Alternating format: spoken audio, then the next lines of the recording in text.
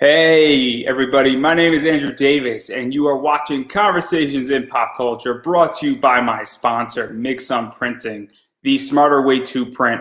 I know printing your creative project can be confusing and stressful, but Mixum is here to make it easy. From their instant quote calculator that lets you get as many quotes as you want for free to their 24-hour customer service support, Mixum is here to make sure your printing experience runs smoothly from start to finish. And right now you can choose from a range of premium printing options and materials. And the company has also printed so many people's Kickstarters that you have heard on this very show, including Sam Quinton, who actually showed off a few nights ago a Mixum product because he uses Mixum for 47 Furious Tales. So and then also they offer services in the United States, Canada, Australia, and the UK. And Mixum can print and reach your audience anywhere in the world. So if you're ready to print smarter, not harder, head over to Mixum.com. And right now they're actually running an amazing promotion where listeners of my show can drop my name, Andrew Davis, in the message tab of a current order to get a 5% discount off their first order. So that is Mixam.com. Type my name, Andrew Davis, in the message tab to get 5% off your first order, and every percentage point counts when you're trying to fund a Kickstarter. I'm sure my guest is going to attest to that at some point during this interview. And so without further ado, I have with me comic artist and comic creator Andrew Henry. So welcome to the show. Many thanks, Andrew. Thanks for having me. Actually, if you do love this show, please support this guy and support his sponsor. This is how these things comes live and these things go on complete. So I also need the money. You know, I would like to buy like a monster tomorrow, and I'm broke. So I could use the money, guys. I could use the money. You know, I'm barely surviving. I have a Dr. Pepper right now, and the caffeine's keeping me alive. So I actually do need the money. But you know, all jokes aside, you currently have a Kickstarter that's being funded with your partner and your writing partner, who I think is in the UK, and that's Black Death Part 1, A Plagued Mind. And so obviously I've read some stuff about it. It looks like an awesome book in a lot of ways. It's definitely complicated. Complicated, I think, is a nice word to use. And what I mean by that is that it's a very layered story. It's like onions, guys. It has many layers. I was watching Shrek the other day. I'm sorry. It was too easy. But what is the basic premise for this comic for those hearing about it for the first time? Because there's a lot of stuff going on with it.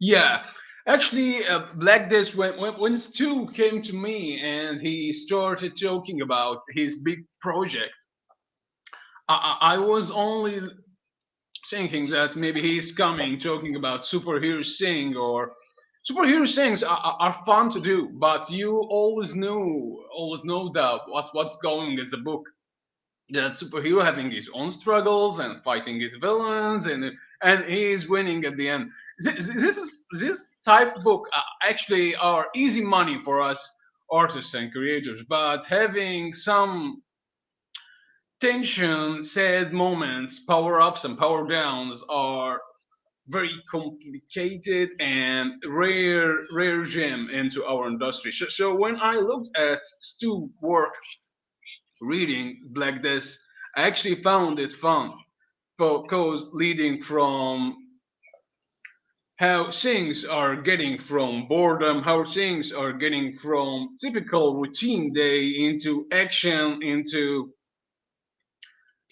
couple of pages. I did like this because when things were just calm and quiet for a couple of pages, after they get turned into action, they never stop the action. The action never stops till the end of the book. It's always tension, always action, always guns, explosions. I do love explosions, actually, and Stu did give me a lot of explosions to do. So many thanks, Stu. So to even go further into this, because obviously a lot's going on, and I didn't view this book as a superhero book, but it's superhero-esque in my world, meaning that it's not the traditional Batman, Superman. It's not DC, Marvel. When I have a very narrow view of superheroes. When somebody says I'm doing a superhero book, I expect it to be like DC Marvel, and there's nothing wrong with that. Like I love the Justice League, I Yeah. love the Teen Titans. I'm a huge Teen Titans guy. Mm. 80s Teen Titans is like my go-to thing, and I just read the Eat, Bane, Kill tour, Harley Quinn straight from the animated series. DC's best work in the last 10 years by far, which is crazy. It's crazy that book is DC's best work. Yeah. But this to me is sort of supernatural, and it's got more of like superhero-esque, where we have a force of good in a lot of ways, and we have an evil force, but we also have, not everybody is so innocent per se, and Yeah. people are, complicated in this. And that's why I'm very much gravitated towards it, because we don't have pretty boy Superman flying around. We don't have Captain America, representing American values purely. There's stuff going on here. And so I'm Yeah. super curious, like, what was this like, for you to get this story and even start writing it? Because we're going to dive into the characters, but even like, how did this idea even come across your desk, and then how did you expand upon those ideas that are being portrayed in it? And I'm speaking vaguely because hopefully you'll fill in some of the blanks.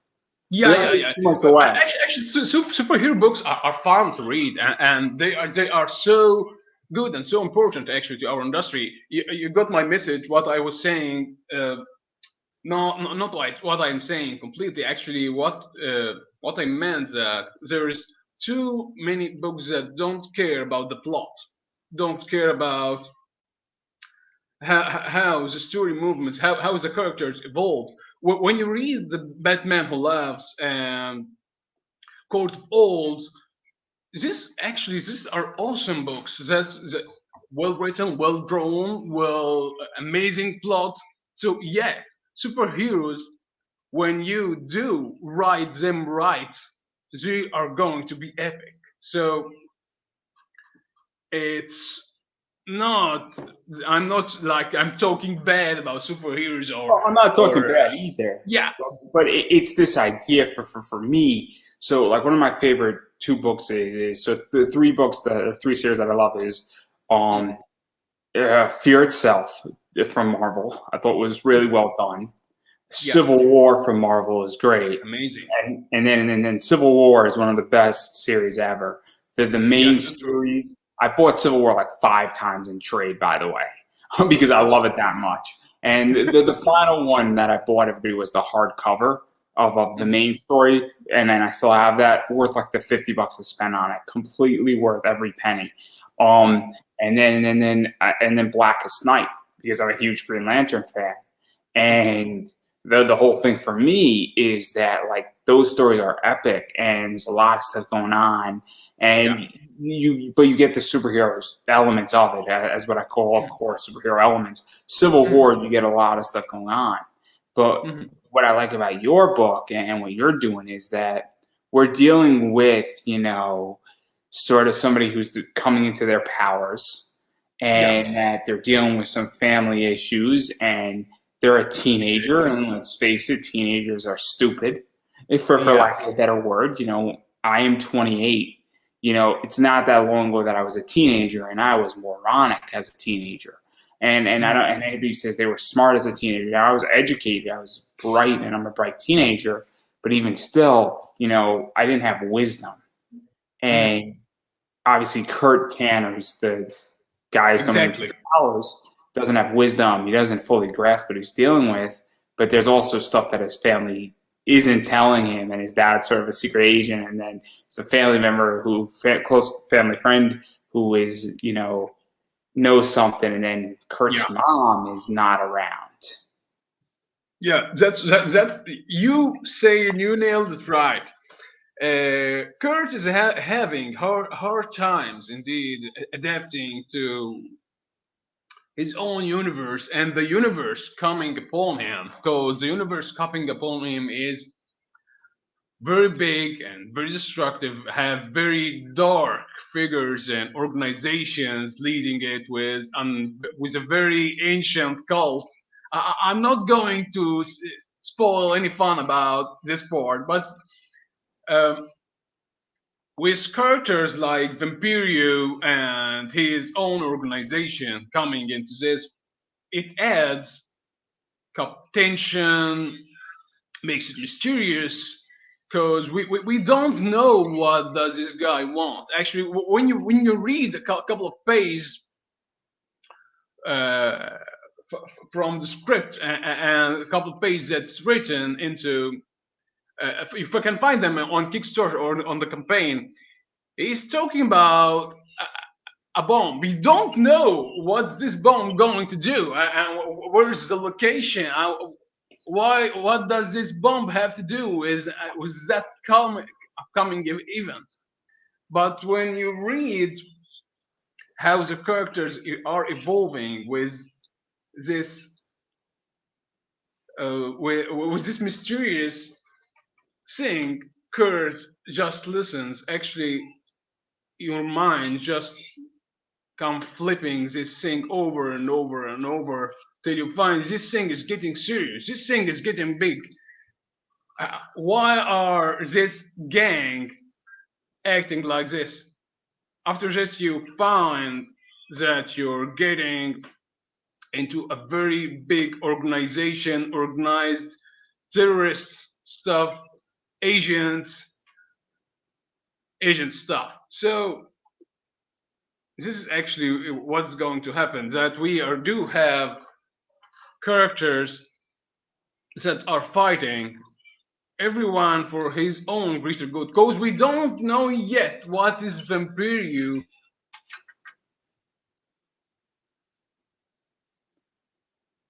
We froze.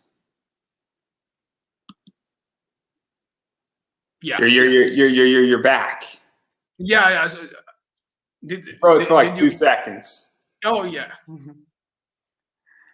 So to even dive further into this, because obviously these characters are being thrown into what would I view as a war, because the main villain, and just to give a little bit of insight here, is named Vampiro. Yeah. And I don't think that that's a secret or ruining it too much, but Vampiro's been around forever, for centuries at this point. And there's been, I don't want to say it's Armageddon, but the Vampiro's been operating in the shadows and has been manipulating a bunch of stuff for a while now, way before any of the main characters have been alive. Mm-hmm. And obviously, I'm taking a leap of faith here, but they must have some connection to this thing that's been going on, and possibly with these events that have been manipulated, or they're just sort of discovered it and that they're connected, or they're, fighting against it. And Will's father's obviously involved, and he's sort of shielding, or not Will's, Kurt's father is shielding him. And it's this idea that that's what's going on, and there's stuff going on, and then obviously there's emotional toil going on. And I think it's safe to say that whether Kurt is acknowledging it or not, he has to be somewhat hurting and feeling the pain of his mom not being around. And that's a big issue in this entire comic as well. So what is that like to really touch upon this? Because there's a lot of moving parts just with Kurt. And obviously he's now facing an adversary who has centuries of learning about his powers and what he can use, Vampiro can use. And now Kurt is just coming into all this all at the same time and really raising that, and not having the luxury, for lack of a better word, of saying, I have the training montage that we see in all those movies. When you think of the Karate Kid, you're the best around, the entire training montage that prepares Daniel. I don't think Kurt really has that in this comic, because the threats are coming pretty quick. This is what makes him extraordinary, because what we see with Kurt going on the first graphic novel, on the first part of the Black Death series, because it's a graphic novel with a part series. We're going to see more parts in the future. what we're going to see in the part one is all his own father's training, Stephen's training. So as you can see from that bulky dude with the birds, that you can find him tough and having knowledge with some kind of weapons, action, rolling over, and doing stuff. He is a military dude. Unless how could he save for his own son? I'm not talking about very deep explanations about this, but this man Stephen is not a dude you would like to mess with, because he have background military issues and he knows some connections. So this is how Kurt is going to have his own experience for fighting, like hand-to-hand combat, pistols and explosion stuff and raids and grenade launchers and rocket launchers into part one. But later we are going to see Kurt using his full on potential, because uh, he is not a full cyborg, or he's not a full metal thing that doesn't know how to act, or does know how to act with the world outside. He knows this goes maybe like uh, Stu have his own plans for this, like maybe like Big Hero 6 from Disney. Yeah. I love Big Hero 6. It's a great movie. Yeah. I So love it. I love it. It's a great movie. yeah, this is why we got character like Damien. Damien is like he's our crazy scientist that we are going to introduce into part one. He is a very crazy that's going to teach Kurt and tell Kurt about his own powers and his own skills, and how can he use them for his own greater good. You will find that there is a huge transformation into Kurt mentality, Kurt physical body actually too. That you find that he sound like terrified, scared, and doesn't know how to handle things in part one. Part two, at the end of part one, you'll find that Kurt is more strict. He knows what he's doing, and he believes in his own cause and the saving others and the cause of his mom. The responsibility for not having his mom and acting with that daily routines, learning from his father, because father is overprotective. Stephen is overprotective For a him. good reason. I mean, there's a good reason why. I mean, let's not pretend here. There's a big threat that Yeah. wants to hurt. Kurt. It's not that his father, who's ex-military, knows something, and that's what makes this so interesting. Is that it raises the question of parents want to protect their kids, but also you got to let your kid defend, and your kid is also the weapon. Have you seen Naruto by any chance? Seen what? Have you seen Naruto? Yeah, of course, Naruto. Yeah. So there's the scene before the Great War, or during the Great War, where you have like Kakashi and you have Guy Sensei and you have Yamato, I think, all basically with Killer Bee and Naruto are all segregated away from the war, and they know for a fact that they want to keep Naruto as long out of the war as possible. Yeah. Because they want to keep him out of danger, because they know he's like the weapon. And then on top of that, they also know that once he's unleashed, he's going to just tear through everything in his path to get to a point. And Exactly. that's exactly what happens. And obviously certain things happen and certain tactical decisions are made by the Shikamaru clan of all people, the Nara clan. Which is the greatest character in Naruto ever, is Shikamaru. Yeah. Tom Gibbs, who plays him, has been on my show. So great interview and phenomenal and really cool interview. I'm going to add that in there. But this seems to be very similar to that with Kurt, where it's the idea that he's sort of a secret weapon. And I think his dad, to some degree, knows, saying, look, I can't unleash my kid just yet because my kid is a dumbass, for lack of a better word. Yeah, that's so right. While this thing differs between Kurt, because this organization doesn't think Kurt is a weapon they can use, actually, because it was just a mere test subject to things more to come. Because when you see what Kurt can do with his own powers, you think, "Oh, this is amazing! This is awesome! This character is no one can stand up to him." But later you'll find that he is just a toy for the more massive weaponry coming from these organizations. Because he's not the only weapon in Black Death. There is a It's bunch. similar to Uber. I don't know if you've read Uber. Yeah, I know Uber. And Uber, which is Kieran, should I forget the guy's name? It'd be a great interview. And Kane White did a bunch of work on Uber, the comic. And we have these superpowered humans legitimately destroying each other in the middle of World War II. It's alternative history. Some people love it. Some people don't like it.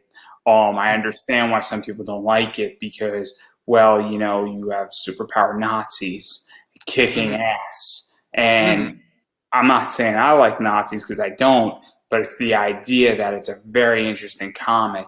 And we're all adults in the room. We could all have adult conversations understanding what that comic's point is. If you think that comic is for Nazis, you haven't read that comic deep enough. It's Kane White, for those who are interested, is black, and he illustrated the first 6 issues. I highly doubt, that if it was a pro-Nazi comic that he would have worked on it. I highly doubt it. But the idea is that there's a lot of stuff going on, and then fast forward to your book. Not that I don't want to continue talking about Uber because I love Uber. Don't get me wrong.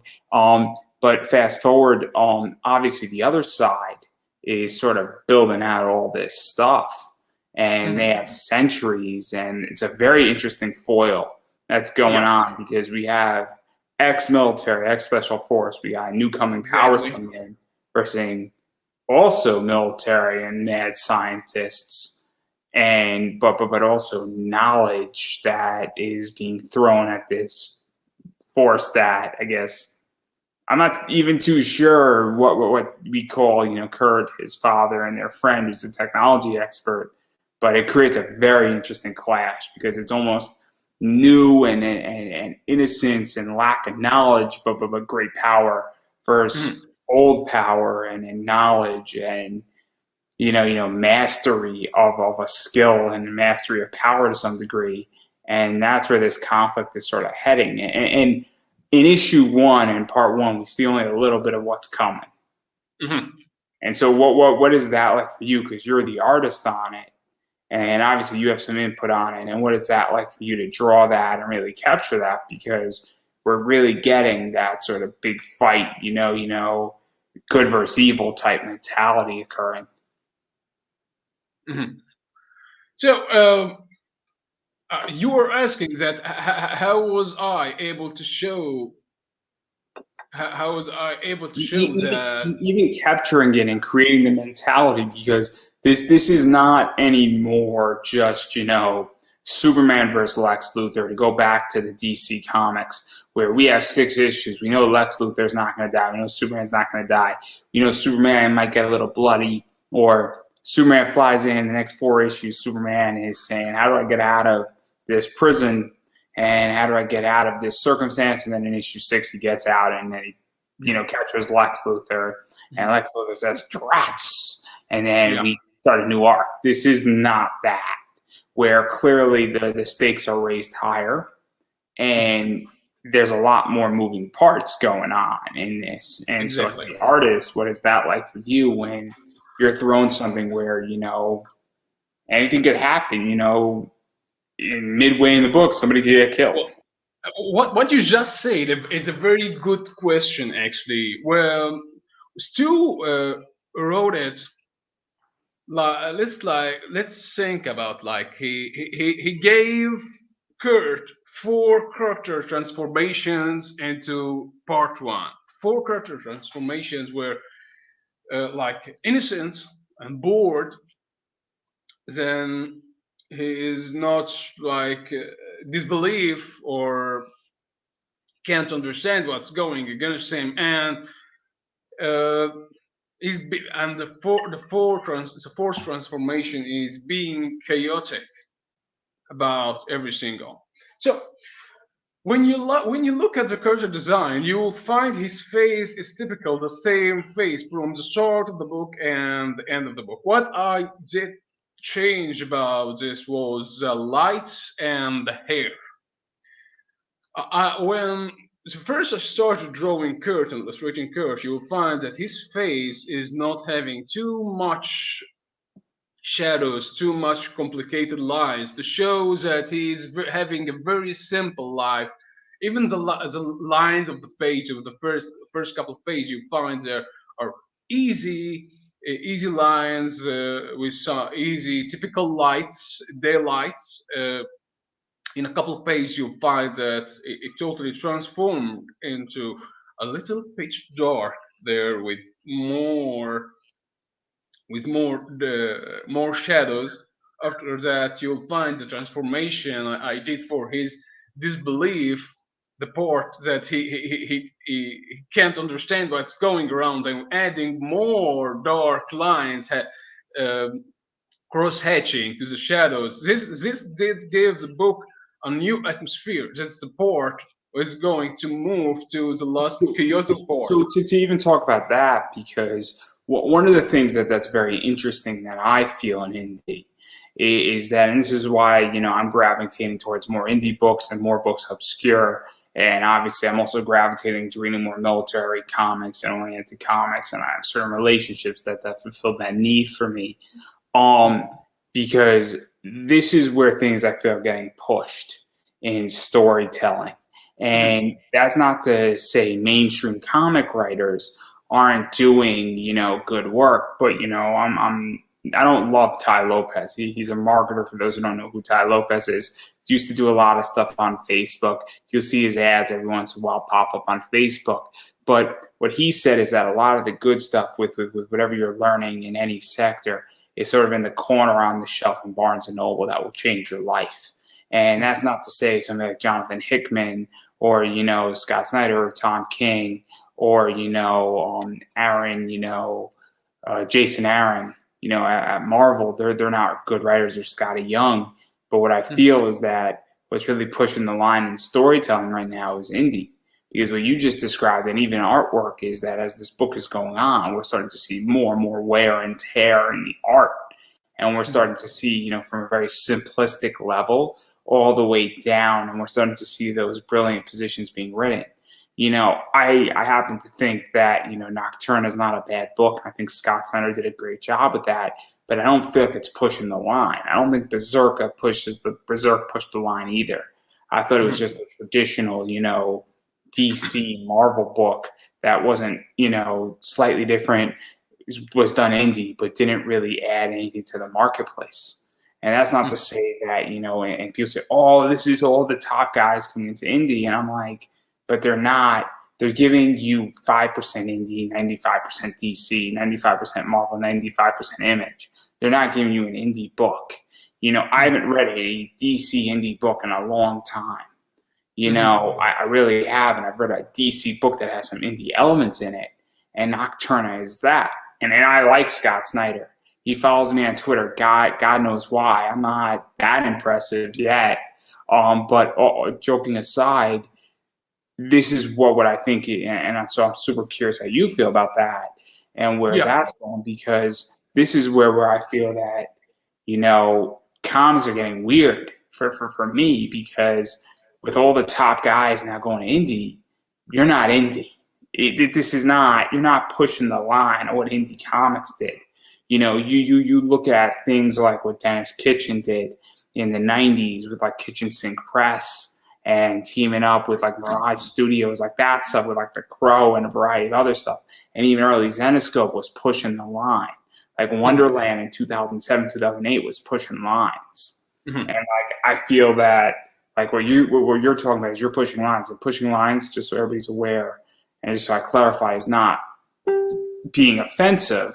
It's just saying we're trying something new here. We're trying a new idea, and we're seeing how far we can take this idea. So I'm curious how you feel about all that. I know I threw a lot at you.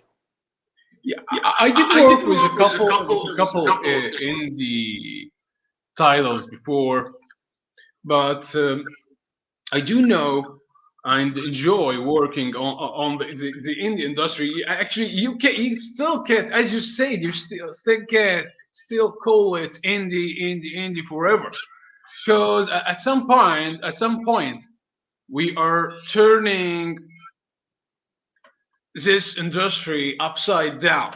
Actually, because even the big publisher, you just past months or the past 2 months, actually, DC made a contract with Webtoon, unleashing Bat Family on Webtoon. Because even the big names, even the big industry, are turning into the indies. But what we can see here with Black Death, actually, Stu did his homework right. Because he did mix it well between the superpowered creature stuff, seeking his own journey to know and understand more about his past and his the medium he is living into and the future. Because he is kind of more a cyborg. Maybe we can see more upgrades to his body, more upgrades to his mindset, more upgrades to his mentality. We still got more to see from Damien. So yeah, this what Stu did was actually he did love Judge Dredd, he did love Batman, he did love Yeah. big big names from the industry. So in Terminator 2. So when he transformed his passion, his love, his love for comics into his own writings, he came with Black Death. Actually, he told me Black Death was a very early dream of his. He did want to make it while he was a kid. Actually, he even said this at his own at the promotion video on the campaign. So giving the objects and the main subjects of this story, he did it well, mixing all the names I told you. Do you know Metal Gear Solid? Yeah, I'm well aware of Solid Snake. Oh, okay. Well, when Stu came with the script and I started reading, he gave me a feeling that I'm getting involved into a book with a secret military weapons and secret organization with the military. So I headed to him and asked him, "Do you know Metal Gear Solid?" He actually said no.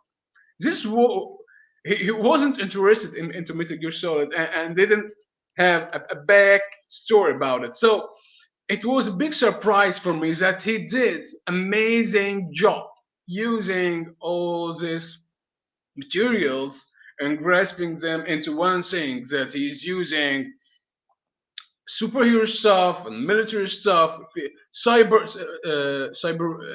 future weapons and things like that. Even when you look at the weapons that I have drawn into and use them as 3D objects at this comic, you'll find them. I'm trying to mimic what Stu just said on the paper, because So to even talk about that, because one of the things that I think is so interesting about indie, and I think this is going to highlight that, is that you guys are not afraid to experiment with certain things. Throwing into this idea military and cybernetics and elements from obviously Cyberforce and Cyberpunk in there, which is really hot, and then saying, look, let's throw a superhero element into it, and let's throw some artwork where we start off with a simple title and not a simple title, but simple artwork and very happy and very, cheerful art.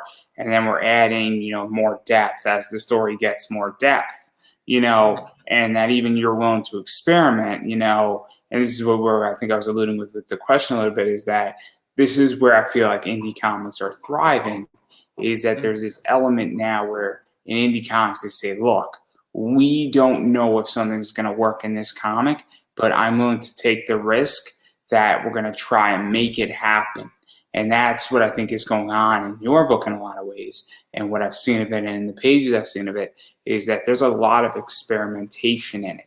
And Exactly. I'm going to say it openly, and I say it somewhat nicely, is that I think certain things in this are going to hit really, really well. And I think certain elements might slightly miss, but, that's what the whole point of indie comics is, I feel, is that we're trying to push it. We look at Blackest Night, perfect example, and I love Blackest Night, but everything in that book was not a risk. I hate to say it. Marvel took no. DC did Blackest Night. DC took very little risk on Blackest Night. Where Blackest Night was going to fail as a concept, it wasn't going to fail in the pages. A book like Civil War was not going to fail in the art or the story itself. It was going to fail in its concept. This book can fail or succeed on every level, and that's what I think indie comics is. And the fact that you're saying, "Hey, look, I'm throwing these weapons in there, and I'm trying to bring this what is on paper that a certain gun looks like, the cybernetic element, and you're saying, look, we're combining a bunch of elements together that might not work if but we're blending it and see what happens. You're throwing it all in the blender, and let's see how it tastes." And this is what happens with games. Actually, you mix a couple of germs into a game, and you don't think if it's going to be a hit or not, and suddenly you find it's going to turn into a hit.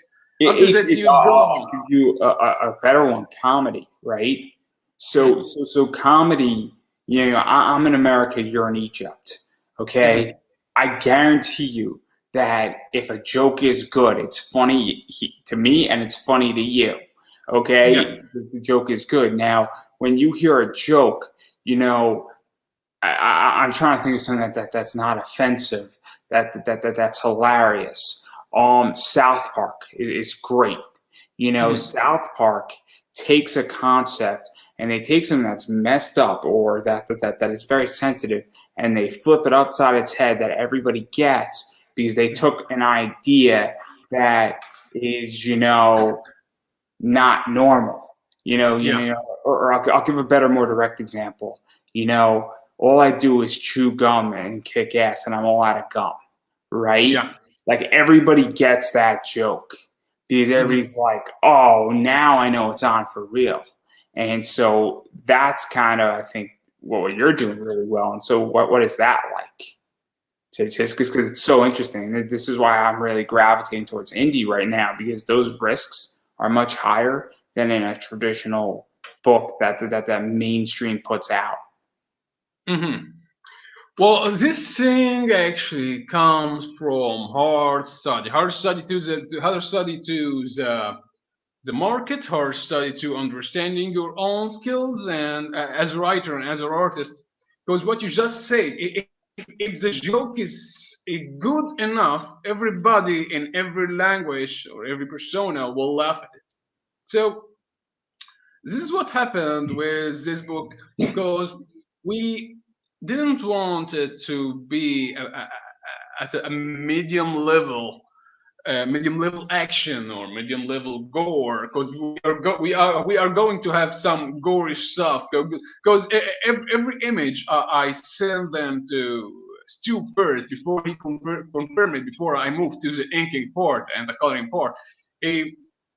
Just, are you going to add blood? Are you going to add some severe meat going here and there? I thought, Stu, this is a special effects I'm going to add while I'm coloring. So he did know that this stuff is going, if we are going an action scene, we're going to do it to the maximum stuff. And when I see him adding action stuff, I try as I try my best duty as an artist here to make it extreme, make it like an ultimate scene with. Um, when I did illustrated the scenes, the chapter when uh, the house is having explosions and Kurt is shocked for the first time to see what he can do, what he can do. You'll find that I did this part. I did study actually some scenes from movies, some blockbuster movies, when with Batman series and a couple animated shows, so you can understand how this is going to happen. Um, I have that knowledge from other movies from Japan, anime movies, and other live movies from Japan too, and movies from my country. So I do know what action scene is going from UK, United States, Egypt, Middle East, and Japan. So using them to my advantage, gave what you just said, trying to beat it. You mentioned something super interesting as well, because obviously you're the artist and that you're doing the inking and you're doing the coloring, and inking. My wife is doing the inking. Oh, fair enough. I stand corrected, but I think the point I'm making, and I'm going to revise my point, is that a lot of this is done in house, for lack of a better word, versus saying, obviously, Stu is the writer, and then you're the artist, and then you do the pencils. Your wife is inking it, and then I think you're doing the colors, or she's doing the colors, and so I'm doing the colors. Yeah. And so, first off, how are you inking, and how is it being inked? Is it being inked in more traditional with pens, or is it then scanned and then you're inking with scanning and after you flat it? Because obviously digital coloring is different than Copic markers. Sia Ohm does certain things with Copics, and then it's scanned in and touched up, which is a different way to do it. Yeah. I've had sketches done in Copics. And Elias Chazus did a sketch of mine that, I'm Zenoscope should be making it into a cover. It's that good. And I'm going to be ordering another 4 of them when I go back to cons, and sometime, hopefully, rather soon rather than later. But it's the idea that how is that entire process being done? Because it is very interesting how different people do things differently now, where some people color more traditional, some people do inks, digitally versus traditional, and some people also paint, and paint their colors in, and then do watercolors, and then also some people do certain things where they will paint X, where they will Copic. I've never seen anybody Copic marker people, but I've seen people do paints on certain scenes and then digitalize it later on, and it's so true. I'm not artistically talented.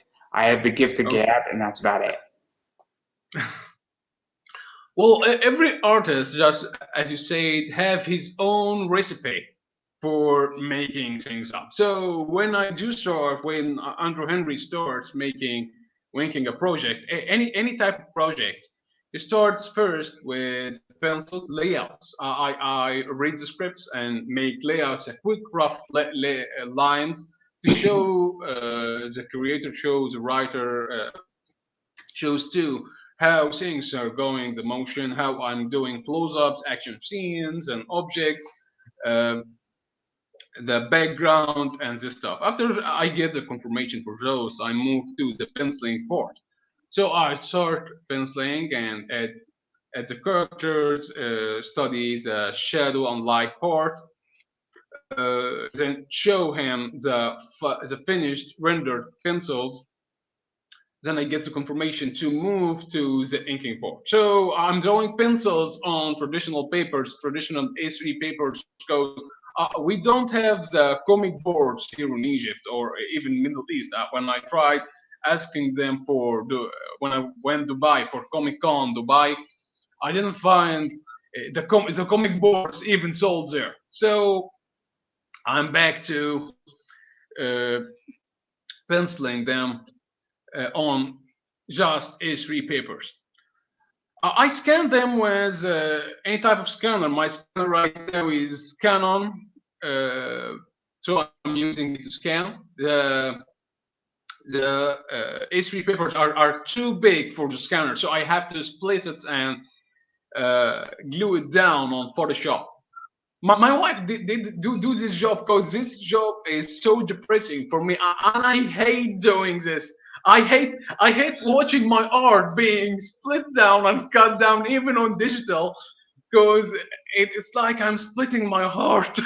I'm actually super curious, and then we're going to talk about colors because I appreciate art, and I have an appreciation for it, and I understand what goes into it. Like I can book a good cover, I can explain, and if you lined up, four different artists attempting to do something in a comic, I can say, okay, this page is going to work and this is going to work, but I can't draw it.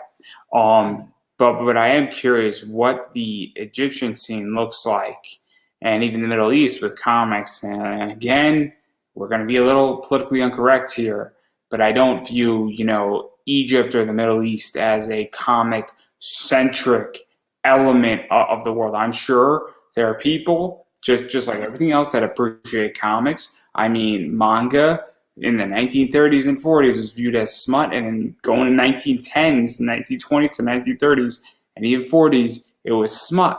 I mean, so I get that things change over time, and I would imagine in Egypt it has changed in the last 30 years. I would imagine just like every other country, but it's not like it's in America. Comic books are cool in America. I don't know if they play Captain America in Egypt. That's a bad example. Iron Man in Egypt. Much better example. Guardians of the Galaxy in Egypt. Much better example. I think it's very, very weird. Captain America in Egypt. I'm just saying. Unless you guys change it to Captain Egypt and then you just take out the America. Yeah. I know this too. all jokes aside, what does it actually look like from a supplies position and even a cultural position? Because the three countries in the world that are the top three comic companies, it's Japan, France, and the US. Well, I knew they are going to bring this question sooner or later since the start of the interview. So let's talk you talk about many stuff actually. So let's take one by one. The first one, what you mentioned, is the market actually. Well, the market here is not as things are going with the United States or United Kingdom or maybe some parts of Europe. Superheroes are not big stuff here. People here, if they do read comics, they do read daily life drama comics. They are more attracted to maybe thriller comics and so they're probably more attracted to like webtoons and exactly. And also more are they more attracted to like 4-panel things versus like a comic book or a graphic novel? They are not so big onto the action things with zombies and explosions and stuff and superheroes wearing masks down. They think It's an this stuff American looks. thing. It's an American thing. What can we say? I don't know in Egypt if you guys have fast cars because that's an American thing too. I'm just saying. It's many of the books are talking here about maybe they do love the horror mystical stories, fan fictions about ghosts. They love the gang wars, comedy stuff, romance stuff. you can find it too many here actually. But the comic industry here, the comic industry in Egypt, it's not, the community is not that big. Actually, we got amazing artists. We got very talented artists that got big names even in other countries. But uh, our reach, our fans are not that big here. This returns maybe to the medium itself, the publishing. We are not having so wide published things It's on the also market. at this stage as well in the entire, I guess, pop culture sphere. I mean, my audience in which that I'm trying to break into Australia. Mm, Obviously, I pick, and I'm gonna say this, and it's a very honest discussion where the places I want to market to are the UK, France, Japan, mm, Australia. I'm not hitting up Singapore, or I'm not going to hit up Egypt. I'm not going to yeah. hit up Israel. I'm not going to hit up the Congo or South Africa. It's Mm, not because people, I don't know if I have anybody who lives in South Africa who listens to me, right? I don't think I get any. I think I might have gotten like 5 views in the last year from Africa collectively. And it's mm, not, I would love to interview a comic artist from Africa. I think it'd be mm, interesting, or any of those countries that they have, whether it's South Africa, the Congo, mm. Botswana, where, but it doesn't happen because those people are not reading, indie comics. Yeah. It's just the way it is, a lot of, and I would imagine similar with Egypt, but at the same Mm, time, DC's in Egypt, Marvel's in Egypt, and also the internet is a great equalizer yeah. where for everything can be granted digitally out of that. And so I just think it's so interesting because at this point, I mean, in the last 22 months, I've gotten more comics delivered to my house from conventions, from different companies, because they're all selling online. And they're doing a hell of a lot better than ever before. And I'm going to be 100% honest. I don't really want to go Well, back to the old stuff. this stuff actually costs a ton of money when you're getting your own copy. So many ones are getting copies online. We did have stores back then a couple of years ago for comics and graphic novels and collectible figures, but uh, they weren't selling enough to the crowds. So the market here is not based about action. We do want, people here want more drama, more romance, more horror stuff. And back to the part with the tools. Actually, we do have many art students for the faculties of fine arts and other faculties that do study art. So we do have artistic tools here indeed for illustrators and stuff like inking, So pens, brushes. to talk about that, because obviously there's the market from a position of buying comics and getting comics and producing comics and printing, and obviously and also selling it in collectibles. I've never heard of an Egypt Comic Con. Great idea. I think it would be phenomenal to do it. I think from a press position, oh Mm. my God, I would get so much press if I created that idea. I don't know if you guys have convention centers or we could do it right outside the pyramids. I don't know what. That'd be dope. Okay? Imagine I'm giving a panel talking about comic book investing and the pyramids in the background. Phenomenal marketing. Phenomenal. Just I would make more money by live streaming that than anything else. Wow. It'd be brilliant. It'd be brilliant.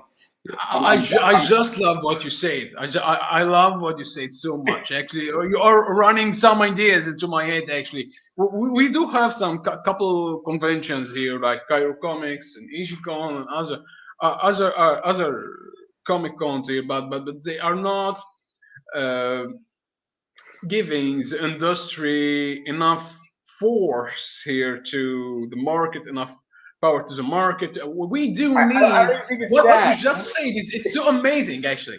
I And did I love don't it. think it's Maybe I that. will use my connections to offer this idea to them. I don't even think it's that. I just think that this is how I feel about all of this, and then we're going to get into colors because I'm actually super curious about this. Is that I think the entire industry is not creative, and Yeah. right now, in full disclosure for everybody who's interested, I'm going through a lot of growing pains. I'm also pressed and I'm stressed out on about 50 things that are going on in my personal life, and a lot of stuff's going on, and also in the last 10 weeks, I've gone through a very hyper growth position where I've legitimately gone from 0 to 1,000 in about 10 weeks. And there's a lot of stuff that hasn't been, dealt with. And I'm building a lot of infrastructure right now. And it's a very painful position. And that's why certain things aren't working, because a lot of infrastructure is being developed and built. And it's probably going to be continued to be like this in what I'm doing. But I am becoming very creative. And I've been very creative from the start, where I figured out very early on as a panelist that I have a hard time walking. So what did I do? I created panels to go to cons, to get a free ticket to go to anime and comic cons, did a panel to attract people to me, because I knew that I can't compete the other way around. Yeah. And I'm smart, and I build my panels and I build my ideas that way. And I feel like the entire industry collectively in comics is not creative. And what I find, and feel free to disagree, is that comic people are some of the most creative people on the planet in building stories and telling stories and using art. But when it comes time to marketing their Kickstarters, they don't get creative, and then they go hire people to help them get creative. And even those people aren't creative. I could shoot 15 ideas off, and I shot that idea about the Egyptian thing. You have a Comic-Con outside the pyramids. Your market is not in Egypt. It's the rest of the world, because who does that? And now you have a press point to talk about, and then you invite a bunch of people, like you invite Scott Snyder to Egypt, and he's doing a Batman panel outside of the pyramids. That's a talking point. Yeah. Pyramid Con. Actually, I can see this now. Actually, I love this idea so much. Thanks to you. But this is my gripe with comics, is that where I'm at right now is that I am definitely looking at the marketing side, because I have a marketing problem, and I'm reading a bunch of books on how to solve it. And again, in full disclosure, I've gone through hyper growth. Like, I don't think people understand what hyper growth looks like. I'm going through it right now, and getting a sponsor. It's a very complicated entity. I'm launching. I'm building out. I'm going to be finalizing the Kickstarter for season 3. It's the cat's out of the bag at this point. Like, there's a lot of stuff in hyper growth right now, and that's launching on November 1st. I mean, I'm trying to pull somebody big on November 1st, and if I get what I want, it's gonna make my Kickstarter. The idea is that, but I'm going through that, and that's probably not going to stop for a good 3 months from this point, because there's a lot of stuff going on. So I'm curious in how you feel about that, because to me, that's what I think is the greatest problem with indie comics right now, is that people don't know how to get creative in pushing out their content. They know how to create good content. They don't know how to get good. And I feel that legitimately people are leaving millions of dollars on the table. I know projects that have a $6,000 goal and they do $6,200. And I'm like, it's a good project. I don't think it's the greatest project. I don't think it's the worst project, but I think the project should have done more like 8 or 9. And I'm like, what was your marketing plan? And they're like, well, we had this plan and that plan, but they didn't get creative, and if being on my show doesn't help you, it can only help a little bit. Being on 30 shows can only help a little bit.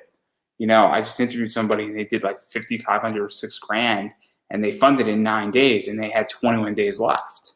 And they only did $6,000, which is $1,000 or $1,500 over their mark. That means you failed creatively in marketing. Well, my answer to this comes in Pyramid Con. We're doing it. Do your homework. Do your homework to study everything, every move you are moving, even the story. There is no problem in doubting your skills. No story, no problem in that. I think, sorry to cut you off. I don't think there's a problem in creativity as far as building out a story. I think that is the easy part in comics. Now, right now, I don't have anything in my head, and I'm beyond pressed to write anything. I have a rough outline of a project I want to write. And again, everybody's gonna hate me when I drop it, and they're not gonna hate me because it's a good or bad project. They're gonna hate because they didn't think of it first. It's brilliant. What I want to do, and you're all gonna hate me because you're gonna be like, how did I not think of this first? Which is great, but the idea for I think so many people just get lazy with marketing. It drives me crazy. Because I look at it, I'm like, I don't know. This is what I just mentioned. That you need to do your homework, to study and understand. After you study and understand this, you don't have to be the standard person that the market needs.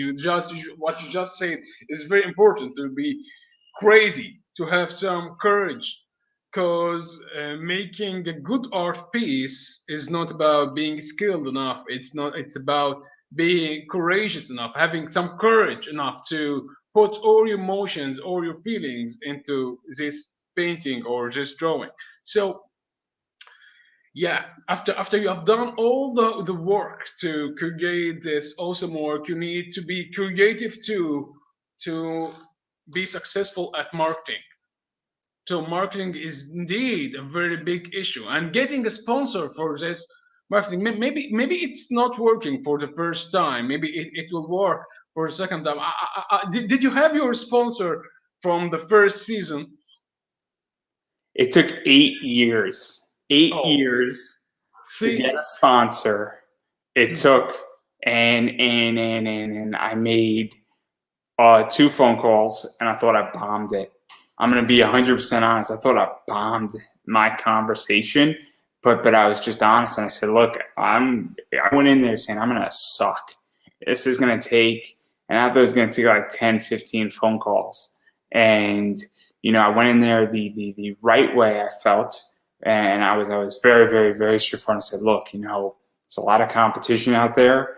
I can't make any promises. All I know is that I'm willing to give you X amount for this. They countered me with a better offer, and I said yes, and I'm like, I'm in, and I was excited. But the idea was that I sort of knew my numbers, and I said, look, I'm expecting to make 15, 20 calls, and I've been in this space for 8 years.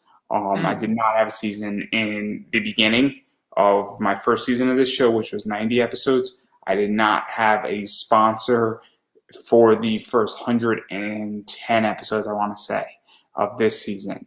So my sponsor is brand new, and this is the midway point.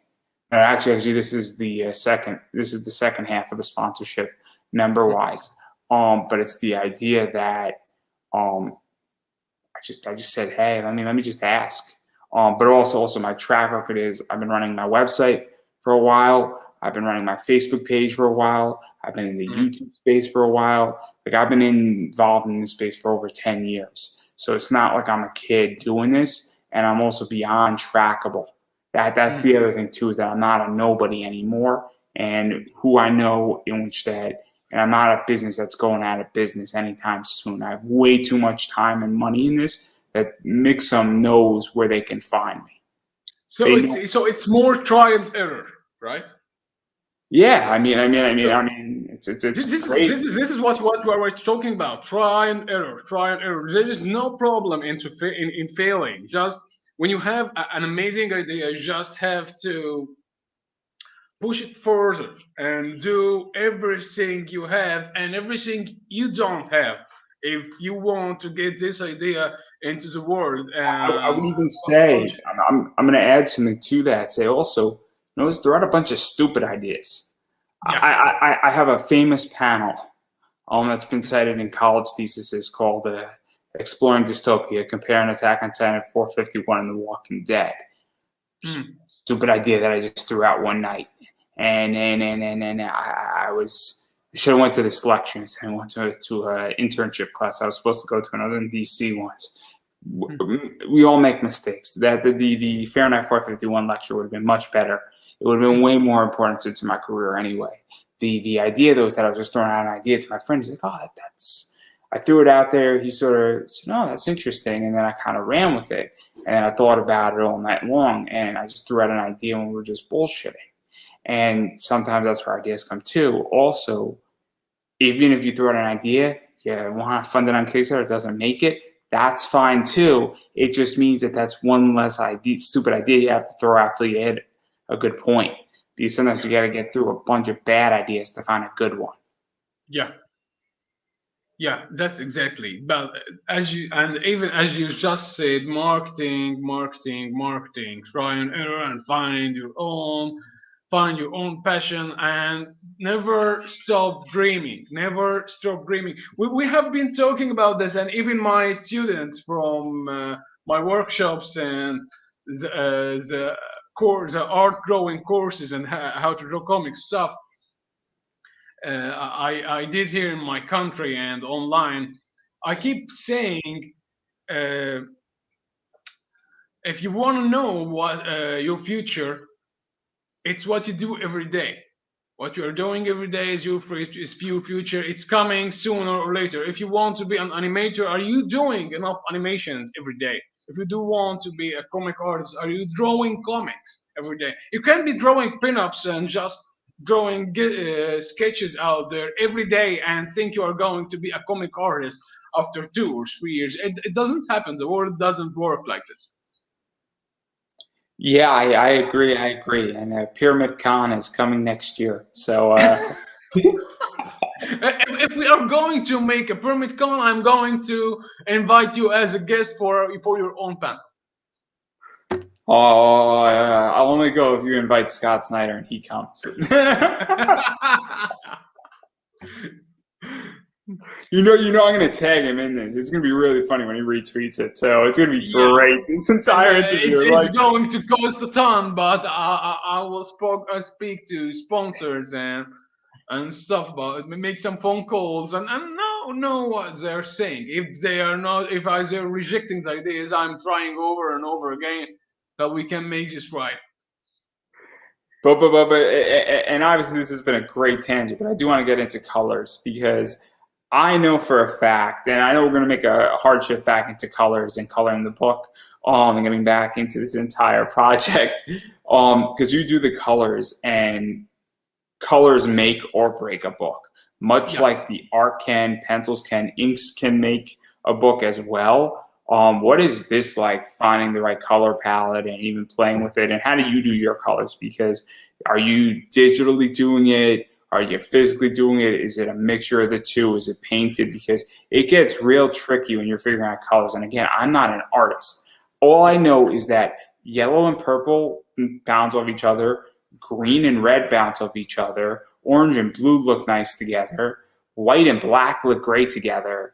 And a variety of other things and a bunch of colors sort of complement each other. And that's as far as I go with color theory. It's amazing I passed color theory art class in college. Mm-hmm. I got a B+, and I was stoked.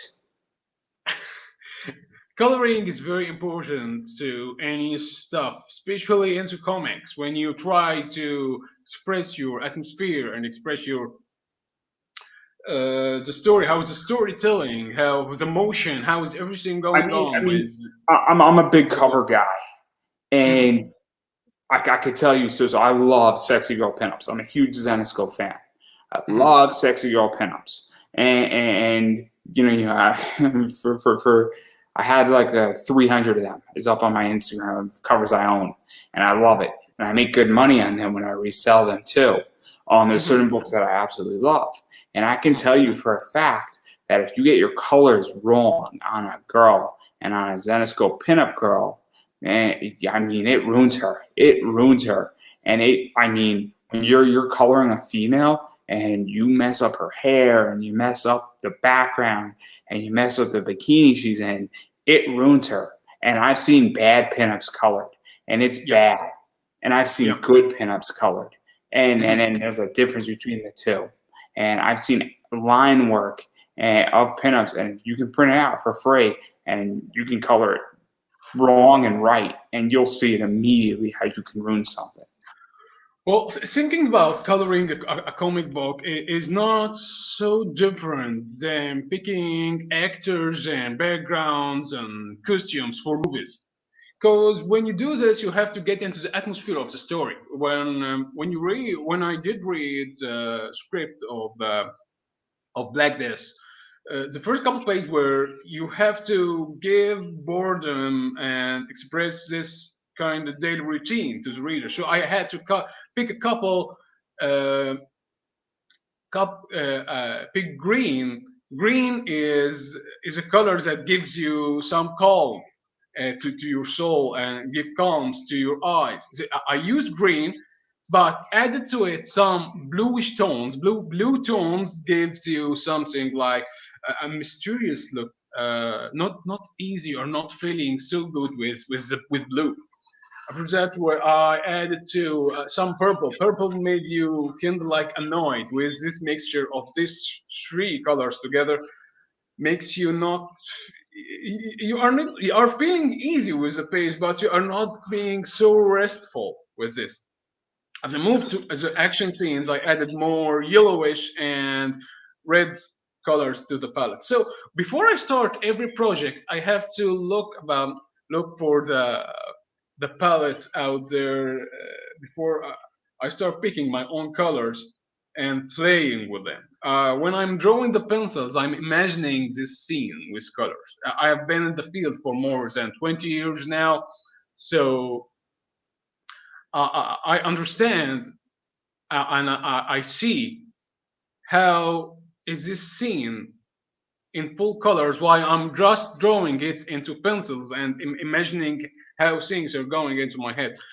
I have a story on Webtoon and webcomics called "The Smile." Actually, it's my story and my art with my wife. It's more like a mysterious sci-fi action. The main theme, the main color of the story is blue tones. Blue, as I just said, it doesn't make you easy and gives you a thrilling look, gives you a mysterious look. When you look, do you know the trilogy of Batman, Christian Bale? Yeah. Of course. So the three movies have three different color tones. The first one is more a brownish, a sepia tone. It gives you a feeling that there is darkness coming upon Gotham City through these brownish tones. Batman fighting fear, and you are kind of just feeling like there is heavy mud on you, and you are fighting your way through this dirtness, fighting your way through this overall bad ideas, and Batman thinking his way out of this. Well, the second one does have more bluish tones of the Joker. This is what I just said, adding thriller, and we don't know what Joker is doing next. Even Batman doesn't know this, so this is why they picked blue as a major color for this movie. As for the third one, he is using more greenish and more bluish, and using other color palettes he used in the previous movies to give that there is a war going on here and everything is mixed up, everything is messed up. So picking color palette is very important to colors because it's going to express what is going to happen into this page even without adding a single word to it. That's so fucking interesting. It's like no. And I say this not trying to be facetious or not even trying to be sarcastic. It's so interesting because obviously I get tones out of color, and I understand that when I'm reading, like, I just read and wrote a review on a book called Four Fisted Tales by Ben Towell. and it's animals in combat, and it's all these animals that have served in combat for pretty much all the way, from the Civil War to the Gulf War, and it's dealing with a lot of cool stuff that's going on. And so, rats detecting mines in Vietnam is a good example of it. The entire book is almost green, gray toned out. So you get a sense that it's done for a few reasons. A, it's a little bit cheaper because you don't need to color everything the same way. Ben Tao's a cartoonist, which also makes sense why it's done that way. But it also gives you a sense of war. It gives you a sense of saying, wait a second, this book feels like it's rugged. It was intentional. It was not chosen. It was not an accident. It wasn't that they ran out of money. It's by the Naval Press Institute as a whole Navy division and an Army division of comics, and I have a relationship with them. Full disclosure, they send me free books and I review them, and it's great. I'm happy because I'm getting a $25 comic that I would otherwise have to buy. It's a great trade for me because I like graphic novels and I get to throw it in my library. It's awesome. The point I'm trying to make is that it's very intentional, because they have other books that are in color. And so that's something that I think is very, very cool to the point where that makes or breaks the book and it adds a flavor to the book. When I look at covers for Zenescope, as I stated, there's certain things where if you don't color it right, it's going to ruin the book. Ebass uses Ulla Moss. J. Scott Campbell uses Ulla Moss or Nia Rufino. Those two women know how to color books because they understand. Every once in a while, Campbell will color a book himself. That I understand, but it's very rare to have J. Scott Campbell color because J. Scott Campbell doesn't color well. He doesn't. And it changes the entire nature of how a book is presented. And it's very important to understand that. And so even Mike DeBaffo sometimes won't color books. He has Nia color a lot of his books in a lot of ways. Same thing with Ulla Moss and Mike DeBaffo, or Sanju colors a lot of Mike DeBaffo books. It's an art, and it's an underappreciated art tremendously. But that Batman stuff is so interesting. I'm gonna go watch those movies now. It's so interesting. It's like the clip I'm gonna cut for Instagram right here, talking about Batman. How I could ruin Batman for you. That Pyramid Cop.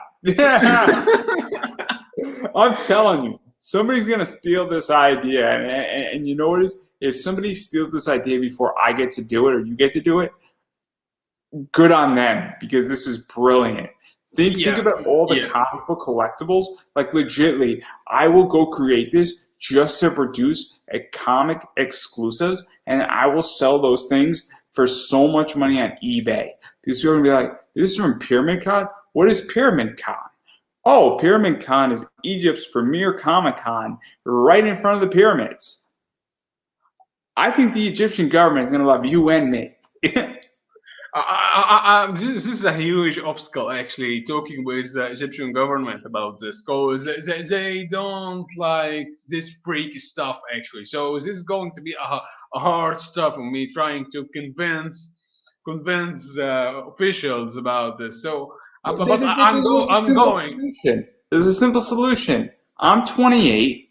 In 7 years, I'll run for president. I'll win a little foreign aid money, and we get it through.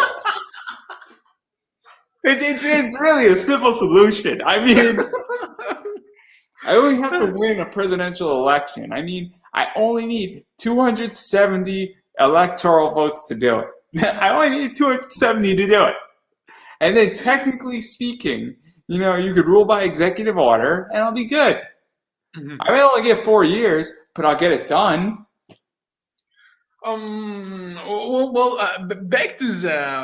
Back to the Pyramid Con. I'm going to do my best, actually, to try and connections to make this happen. No, if this is going to happen, I'm giving you a credit for the idea.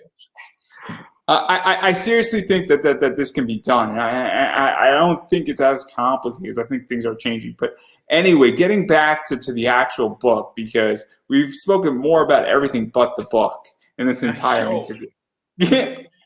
which is not my intention. These interviews take on a mind of their own.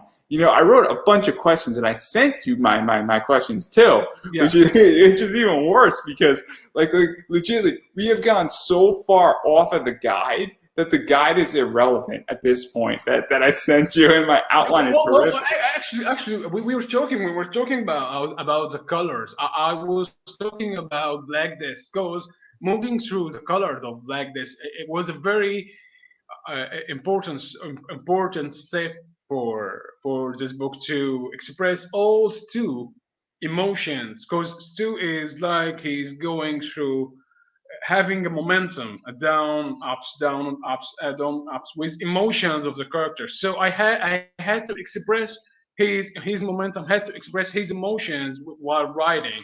So to using this color. So we didn't go off the topic. I'm using examples to tell how me and Stu did Yes. our job right.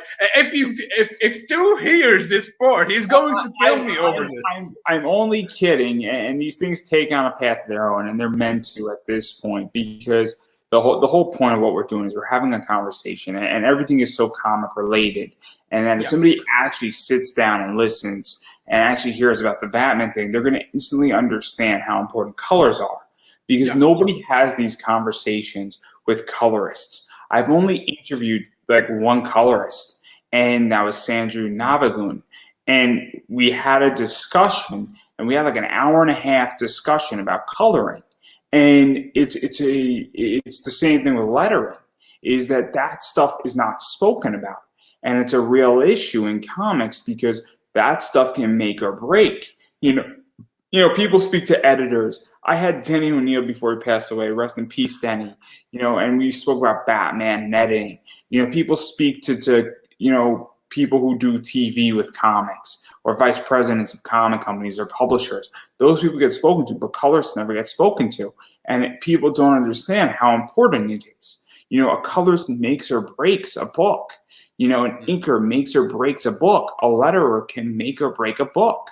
And those things need to be spoken about. So if somebody goes and listens to this, and they say, wait a second, I'm producing a comic and I'm not paying attention to my colorist, well, your book might actually fail because nobody's paying attention to the little detail. And I hate to say this, but I'm a guy, you're a guy. I'm a very visual creature by nature.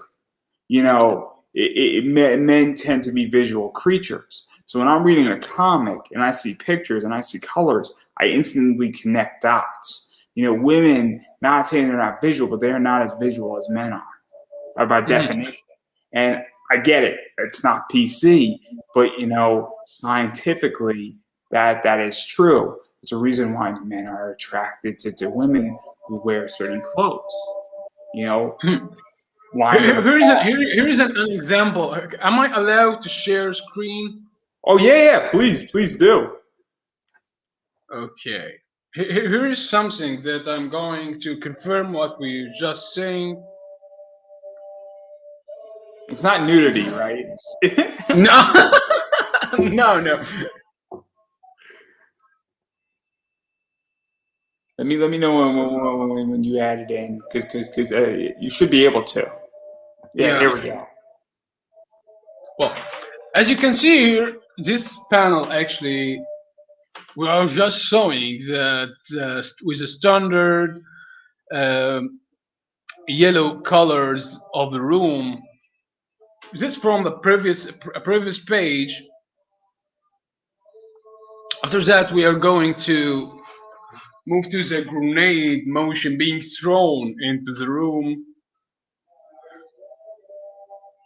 We're having more complicated lines here to show that the transformation moving between the first panel and the third one. While we move to the last one, we're going to find the whole color palette have just changed to add the reddish tone. The reddish tone, it's like an off to the eye, like you are going, oh, this too much glowy stuff right here that's going. This is what's happening. We are transforming the chapter, we are transforming the arc, transforming the scene from uh, giving you some kind of safety, giving you some kind of you are being quiet, you are feeling good, to something irritating to your eyes, to make things go kind of more chaotic, go shocking to the readers. So this is what happens with the couple next page when we add this orange reddish tones to the scenes and moving through the panels. This is what happens when you play with the characters and play with the scenes. When you can look at inside the house of Kurt and Steven, things are getting ugly inside the room. While when you look outside through the window, you'll find it's like it's mysterious. I like the gun in that photo. That looks awesome. Yeah. This is the part I love making with Stu work exactly because drawing them. I can draw guns. You can. We will find later that there is guns being drawn into this book. But I found that making the gun 3D gives you more thrilling feeling, gives you uneasy feeling about this. So this is what I did want with the book. That there's some scenes you will find the weapon, the vehicles are in 3D. It's not to make my job easier only. It's to give some feeling to the reader, some feeling to the one who is flipping through the page to understand this. This is getting big. This is getting serious right here. So I just want to show a couple of pages to. I really, really like your Resident Evil 2 artwork. Yeah. I just beat Resident Evil 2 the other day, so there you go. except I like playing as Claire more than Leon. Yeah, same thing happened here. I thoroughly enjoy the remake of Resident Evil 2. Worth every penny. Very, very cool game. I like the soundtrack for Resident Evil 2. And then I like Mercenaries and all the fun weapons in that. And Resident Evil 2 Mercenaries is a lot of fun. Mhm. In fact, I really, really enjoyed on the 3DS Resident Evil Mercenaries 3DS because that is an amazing game, and that should just be an arcade game where just kill as many as you can, no limit on anything, and that you have like 15 minutes of just zombie killing and whatever else you want. And combo mode is the best. When you have a partner, oh, it's the best. It's amazing. Yeah. But I digress. So obviously a lot's going on with this thing. It's 80 pages, and there's going to be books 2 and 3, I think, are written. And you're just waiting for this Kickstarter to fund and then do fulfillment on it and make sure people get it before you start pushing out the second one.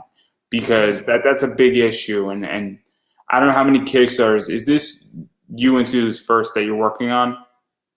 This is our first, but I guarantee it's not going to be our last. Because I'm asking a pointed question for a reason. One of the issues, and you've backed Kickstarters right before this, right? Yeah. And I don't know if this is a pet peeve for you, but it's a pet peeve for me. Is that I hate when people do a Kickstarter and then they haven't fulfilled on the first book, and they will. That's not the issue. But then they want me to back their project for the second issue that hasn't come out yet, and I haven't gotten my first issue first, and you haven't fulfilled on it, but then you're asking me for money, and it creates a problem for me because what if I don't like the first issue, but I want to support you, and then you put me into a position where I now haven't gotten my second issue yet, and then you're coming to me for the third issue, but you haven't fulfilled on the second. And I don't think people should be running Kickstarters that way within the same series without fulfilling, because it bothers me. I understand that everybody says, oh, I'm going to get it out in August and then they get it out in October. I get that. That bothers me a little bit, but I understand. What bothers me a lot right now is that I have backed 32 Kickstarters, and some of them are still funding. I would say about 14 of them haven't delivered yet to me. It's a lot. I have 14 outstanding Kickstarters, and a lot of these people are running projects at the exact same time, or they finish one and then they run their second series and they run a third series and a fourth series, and then they're not going to deliver me a book till April of next year. I'm like, explain. So how do you feel, and how does that affect you as a Kickstarter? Because are you going to be making sure everybody gets book one or part one of this before you start Kickstarter 2, or are you going to say, hey, look, we're going to be shipping out in 2 weeks and we're going to get the jump on it? Because I understand both sides of it, but it bothers me as a consumer. And as somebody who came from mainstream into indie, I didn't go from indie to mainstream. I was mainstream first. And so it's a very weird adjustment for me, because previews is only $2.50. Mm-hmm. It's different when I'm spending $25 for a book and I don't have it in my hands and you're asking me for another 25. It's 10 times the amount you're asking for. So there's two important things when it comes to Kickstarters, Indiegogo, or any other platform for funding creators, actually, because those two things are exchange and respect. When you're going to a Comic-Con and another creator, when you are a well-known creator and you are talking for a well-known creator for the first time, the first thing you do after talking for a couple of minutes, you exchange your works together. If you have a graphic novel, you give your graphic novel for him, and if he have a graphic novel, of course he's going his copy of the graphic novel to you. This thing happens to Kickstarter. When you do want others to support you, you have to support them, or you are going selfish about this, and there is no selfish part into our industry. If you are going to give others things, you have to help others. You can't be thinking about your own self the whole time. Also, not to interrupt, but I think it's relevant. So I only back one project a month. It's not that I'm not interested in supporting, but you have to earn my dollar at this point. But I also interview a lot of people. I mean, I'm going to be hitting probably 90 to 100 Kickstarters. Giving isn't just anymore of, saying, hey, I'm going to buy your book. Because what is, if you get on my show, you're getting introduced, you're on media, you're getting pushed out, you're on a show, you're getting the opportunity to explain whatever you want to talk about. You're getting an opportunity to talk to a bunch of people. And then right now, this is not in a podcast, but it's coming. Not to mention that I push it out into groups. I'm another arm to push it out, because you can only push things out so many times on a Facebook group before you get in trouble. You run one, I run one. It's the idea that if I was pushing out this podcast every day in your group, actually I do that, but that's not the point. I'm pushing, but I don't push out the same episode every day. I push out new content, and then also there's been weeks where I haven't pushed anything out. The idea though is that you can only push out your Kickstarter so many times in a group before it gets old. And when you are on an interview, that's a form of giving. Now, I understand everybody wants money. I'm launching one. I want money. Okay? But if somebody says to me, hey, I have an interview show, I don't want to support your Kickstarter, but I'll happily have you on, I'll take it, because that's as good as cash to me. Because if I could reach 15 more people and then one of them buys, I'm thrilled. If none of them buy, but I reach 15 more people and they were entertained, and then they start recognizing Andrew Davis pop out. This is what I'm going to say. Respect. Respect is the second thing, because you don't have to support by buying it only. Maybe sharing and talking about others about this project you are waiting for. Introducing somebody to somebody. You know what it is? So I was fortunate enough And I tell this story. So I had Paul Levitz as a professor. He ran DC Comics for a while. He had the greatest internship that never ended. And Paul Levitz is great. So he mentioned a name to me, Howard Cruz, that he's like, oh, yeah, graphic novels people should read, because apparently my class that he was teaching, they're having a hard time finding graphic novels. And he said, oh, yeah, Howard Cruz. And so I reached out to Howard Cruz and I said, oh, yeah, I'm taking, Paul Levitz, I'm taking this class. I'm in Annabelle College. You recommended Stuck Rubber Baby. I just picked it up. Man, I loved your book. And I would love to talk to you. And Levitz was like, it helped that he just made a recommendation. He didn't introduce me to anybody. He made a recommendation of somebody I should possibly look at. And then his name carried weight. When I got Denny O'Neil, his name carried weight. Carrying weight helps. And even just being on friendly terms where somebody trusts you enough to mention their name is helpful. That's so right. That's so damn right. So obviously, but continue what you were saying, because I rudely interrupted. No, it's okay. So we were talking about respect and exchange. Those are the major two things that you have on funding goal into the industry, and not being selfish, thinking about yourself. So if you can't support by money, support by sharing, support, as Andrew Davis here is doing his interviews things to support others. When he came to me and Stu asking about this interview, I actually was thrilled. Yeah, we need this at this time. We need to talk about our project. We need to speak about it. Sadly, Stu didn't have the time, because he was already scheduled, because he worked so late at night and he can't take day off, because this is a season for him and for his work. No, and that's the thing too, that obviously I offer live reads on my show, and I understand completely that. So what we're doing right now, for those who are very interested, most people in society are terrified to speak. If you are running a podcast and you are interviewing or just ranting by yourself on current events and doing it by yourself, commenting on news, congratulations, you are in like the upper 10% of society who is not scared to public speak. Public speaking is one of the biggest fears that people have. I speak to people who are terrified to public speak.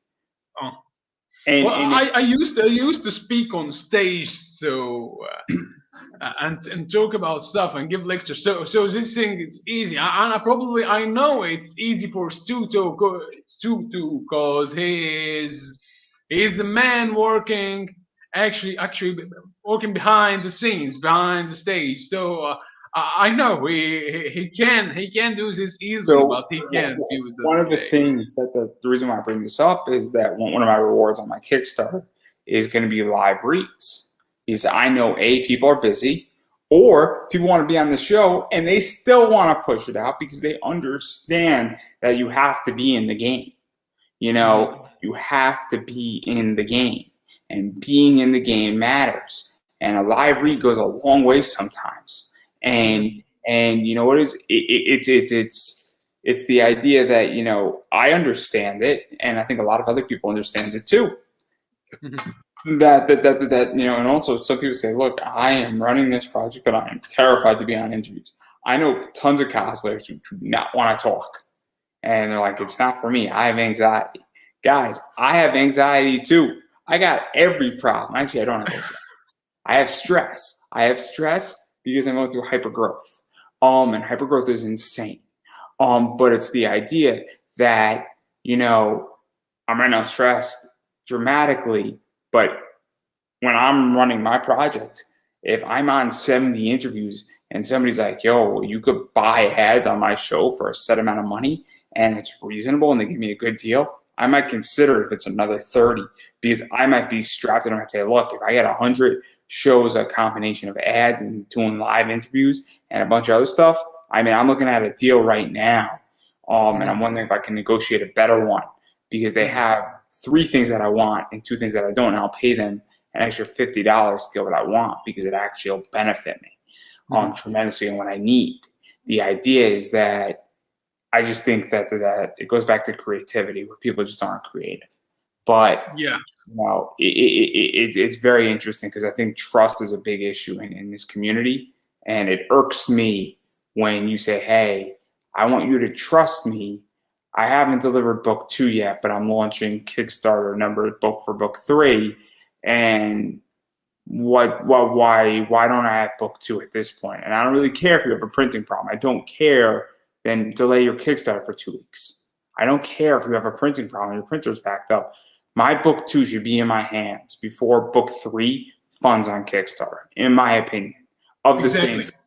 Exactly. This is about trust.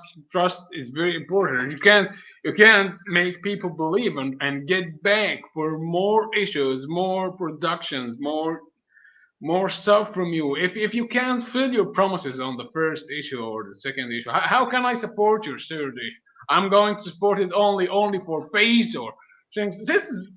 This kind of like scam for me as an artist. With certain Kickstarters, I'm stuck where Yeah. I'm too invested in to not back it. Oh, And that's the problem, is that I'm too invested in not to back it, because if I don't back it, I have the first 2 books backed, and it's a 3-book set. So I have to back book 3. But if you think I'm going to pledge at a higher tier for book 3, hell no, because I'm agitated and I'm not the only one. I can't be. And you think that I'm going to come back for the next series? Probably not.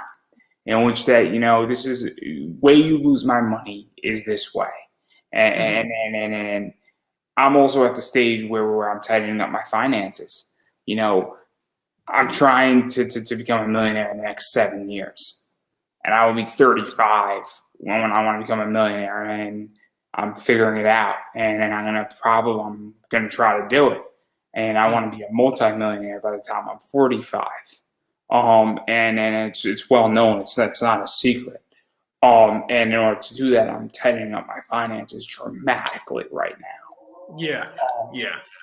And so a lot of changes are coming in my life, and it's fascinating. But I digress. Enough about this. Obviously, it's an 80-page book. A lot of stuff is going on with this. Obviously, you're in Egypt. You are partners in the UK, I think. Stu is from United Kingdom. Yeah. And then so very, very cool in that regard. And then the thing before we get to the rewards that I want to talk about that I think is awesome, and you wrote to me in this language which I didn't understand. I was very confused. Yeah, I erased it quickly. So I was talking to another one, so I had to transform the language and send it back. Let me explain what you're doing with your book and what happened.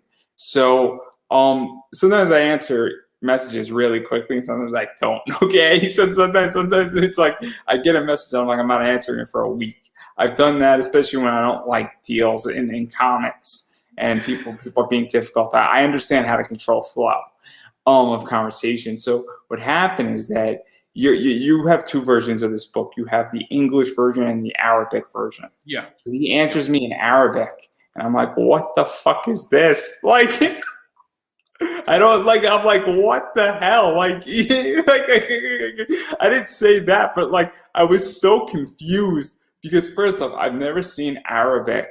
Like it didn't even commute in my head, and I'm like, what the hell is this? Like, how am I supposed to read this? Like, he answered me in English before. Like, does he speak English? Like, just.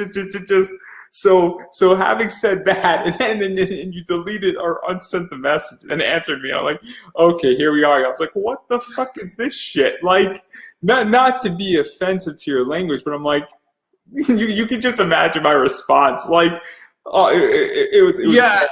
I understand. I was talking with a Japanese artist a couple of years ago, and suddenly he wrote his sentence into Japanese. I was, I didn't know what to do or what to understand, and suddenly he deleted it and started talking back to me in English. So having said that, what prompted you to write this book in both languages? Because it is very, very interesting to do that because you're hitting, a very niche market and a very general market. And it's something that, I haven't seen and come across. And I've been doing this for 8 years, interviewing people in the comic world and the Kickstarter world and all that. So what was that like to Well, that choice? the first thing when Stu, we're doing it in English because it's comics and comics is done in English. It's a common thing. So Stu came to me while we were joking, and he told me, I do want this book to be translated into Arabic. I did want. I asked him. This is the first time a creator or writer did ask me to translate his book for Arabic. So he said, I want to make this for your fans, actually. So I did love the idea, and I told him if I'm doing these translations, I'm doing them for free of charge. I'm not charging you for the translations. So if you do want to reach my fans, if you do want to reach the community here in Egypt and Middle East, reading books in Arabic, so it's my duty to support you. So this is and why we did an Arabic version for the book. I love it. I love it, and I'm a big adapter of technology, and I think that at a certain point, so there are people that I can't speak to because there's a language barrier. Hmm. Obviously, I'm not bilingual. I only know English, Hmm. and it's an unfortunate. I tried learning Spanish and didn't end well. Hmm. Is a nice way to put it. And I was language exempt in high school, and then I took American Sign Language in college, and I barely passed that class too. It's things happen. I know what I'm good at. I know what I'm not good at. It's a miracle I barely passed, but I did do American Pie. No, Hmm. not the movie. The good song that's 8 minutes long. For my final project, and I worked my ass off on that shit. I wish I filmed it. It was great. It was pretty solid what I did. Wasn't the best thing I did, but I worked my ass off on it. And you could tell when I worked my ass off. The only reason why I took that is that I wanted to go study abroad, and I studied in the great land of Washington D.C., which is a foreign country. Um, and if you don't think DC is a foreign country, you're wrong. You're just wrong. It is a foreign country. The federal government is a foreign country to the rest of the United States. It's I love DC. Don't get me wrong. I lived there for 4.5 years. Greatest 4.5 years I'll probably ever have. And then when I become president, it's going to be a great 12 years. 12 years as president. Clearly. I know. U.S. history so well, so well. But but the idea is that I absolutely love the fact that this is translated because at a certain point everything's gonna have a chip in their head and it's gonna automatically translate everything for Hmm. you. But until we're there, having that option for your fans to say, look, we want to read it in our native language. Hmm. I think it's a big deal, and I think it's important. If you are in a country to have that option because unfortunately, a lot of comics don't get translated. A lot of things don't get translated. I mean, a lot of manga gets translated over, Yeah. but Yeah. there's real money in that. And there's a Hmm. lot of money in that, and they sell really well. There's a reason why. Hmm. Manga saved graphic novels. No question about that. Hmm. Wasn't for manga, graphic novels would not be in Barnes and Noble. They would not be in bookstores. They would not be in comic shops. Midtown Hmm. Comics carries a big manga section for a Hmm. reason. Forbidden Planet carries a big manga section. TFAW Hmm. carries a big manga section. It's not a joke anymore. It used to be. And that Yeah. manga section is growing dramatically. I've been going to Midtown Comics, and I live in Connecticut. I used to live in New York. I've been going to them on and off, for almost 15 years. And when I first went into Midtown Comics, their manga section was like 1/10 the size it is now. Hmm. So obviously I love it, but I don't want to keep going on this and blowing smoke up your ass about this because I think it's brilliant. But I do want to talk about rewards, and obviously there is a digital version because shipping is difficult.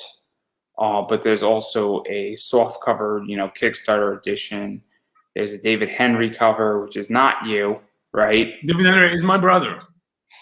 So I want to make sure. I want to make sure you don't go by multiple names. People go by multiple names. People sometimes have multiple names. I'm just saying. My brother, and he did amazing job on both of the covers.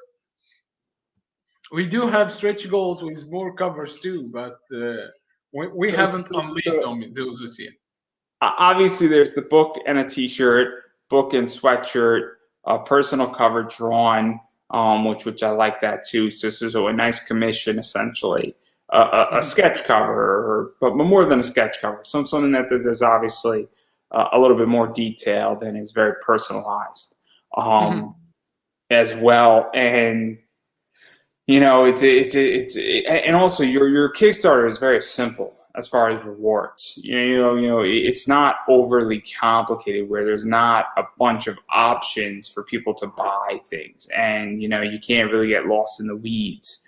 And so what is this like to just keep it simple and have a few options and also have some personal stuff in there and also T-shirts and sweatshirts and things like that too, because people really like that stuff. Not to mention it's really good marketing when people buy that stuff. Well, when we first talk about Kickstarter, me and Stu was talking about many stuff and overcomplicated other tires, but it got settled down because when you go to a comic panel or go to a table at Comic-Con convention and you find too many stuff on that table, you find yourself kind of confused and ends you without walking by, without buying anything. It goes to the idea that this is a mistake that I feel, and I'm glad you brought it up. The whole thing that I think is a problem is that, so I know all these creators and a bunch of them are my friends, and they have books they've worked on. If you worked on 30 books, you have 30 books at your table. That's great that you have something for everybody. But guess what? That's really not good.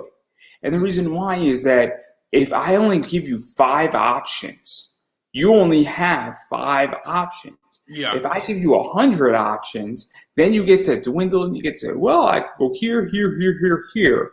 And there you go. It becomes a problem.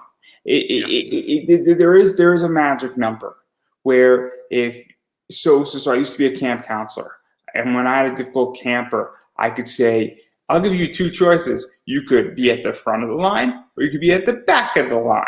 Where do you want to be? And now they only have 2 choices. And then they say, I don't give them a 3rd choice. Because guess what? You have 2 choices. My life is easier when I have limited choices. That's right. And so like I'm obviously building my Kickstarter. Exactly. I'm going to have a bunch of choices to some degree, but I'm not really having a lot of choices. I think I'm going to have like 10 choices, which isn't that many. Considering what I'm selling, and what I'm offering, it's not a lot. Because in particular, there's 3 choices that are the same. They just cater to 3 different sectors. So I don't know how that's counted, but there's 3 of the same choice, just broken in a different way. It'll make sense on my Kickstarter. The point is that I think when you have 30 books at a table, it creates a bigger issue. Yeah. Yeah, this is why Stu had to reconfigure things out and adjust the plan over again to make it more simpler for our audience and supporters to have a couple options to choose from to make it easier for them and easier for us too. And also, and I'm curious your thoughts, because are you doing the fulfillment or is Stu doing the fulfillment on it? So I didn't hear you quite well. So, are you doing the comic book fulfillment on this, or is Stu doing it? For filming, No, fulfillment, the getting the books out on the Kickstarter. Getting the book out. We both are doing this. We both So, are doing it. no. Where are the books shipping out from? The book will be out from United Kingdom, and he is Right, going right, to. right. So the reason why I'm asking this is that also the thing is that when you have something like a book and a sweatshirt, that's also when you're building out rewards. I am more inclined to back a book and a T-shirt, especially if it's an international product versus in the United States, because now I'm going to go bigger. So I just backed a project from Singapore, and I went pretty big on it because I'm not going to go back that guy's Kickstarter every single time. So I might order, if he has 7 books, I might order all 7 at once. And that's the thing too. And that's something that is also very interesting. It's the same thing with a personal cover where I might go big if I'm in the States. And the reason why is because I'm not going to hit up your Kickstarter every single time. And so it's like I just backed something from Australia. I picked up all of the guy's collection because I didn't pick it up before, and I was waiting for him to have a big thing so that I could only have to pay shipping once. Mm-hmm. And so that's something that I think is also very interesting about your rewards is that, you're offering certain things, and then you're also, I'm assuming you have add-ons as well. Mm-hmm. Because that's another thing too that's very important, especially when you're doing international. And obviously the UK is a little bit more friendly with the US, but international shipping is a bitch. I'm an eBay seller. Yeah. This is why we were asking about if we're going to print a couple of copies here in Egypt and print the other copies here in UK, and make it things easier for both of us. I'm not the kind of greedy guy that wants to uh, uh, get every single penny from the creator and leave him by and don't talk to him again. I got my money from you and I don't want to talk to you again.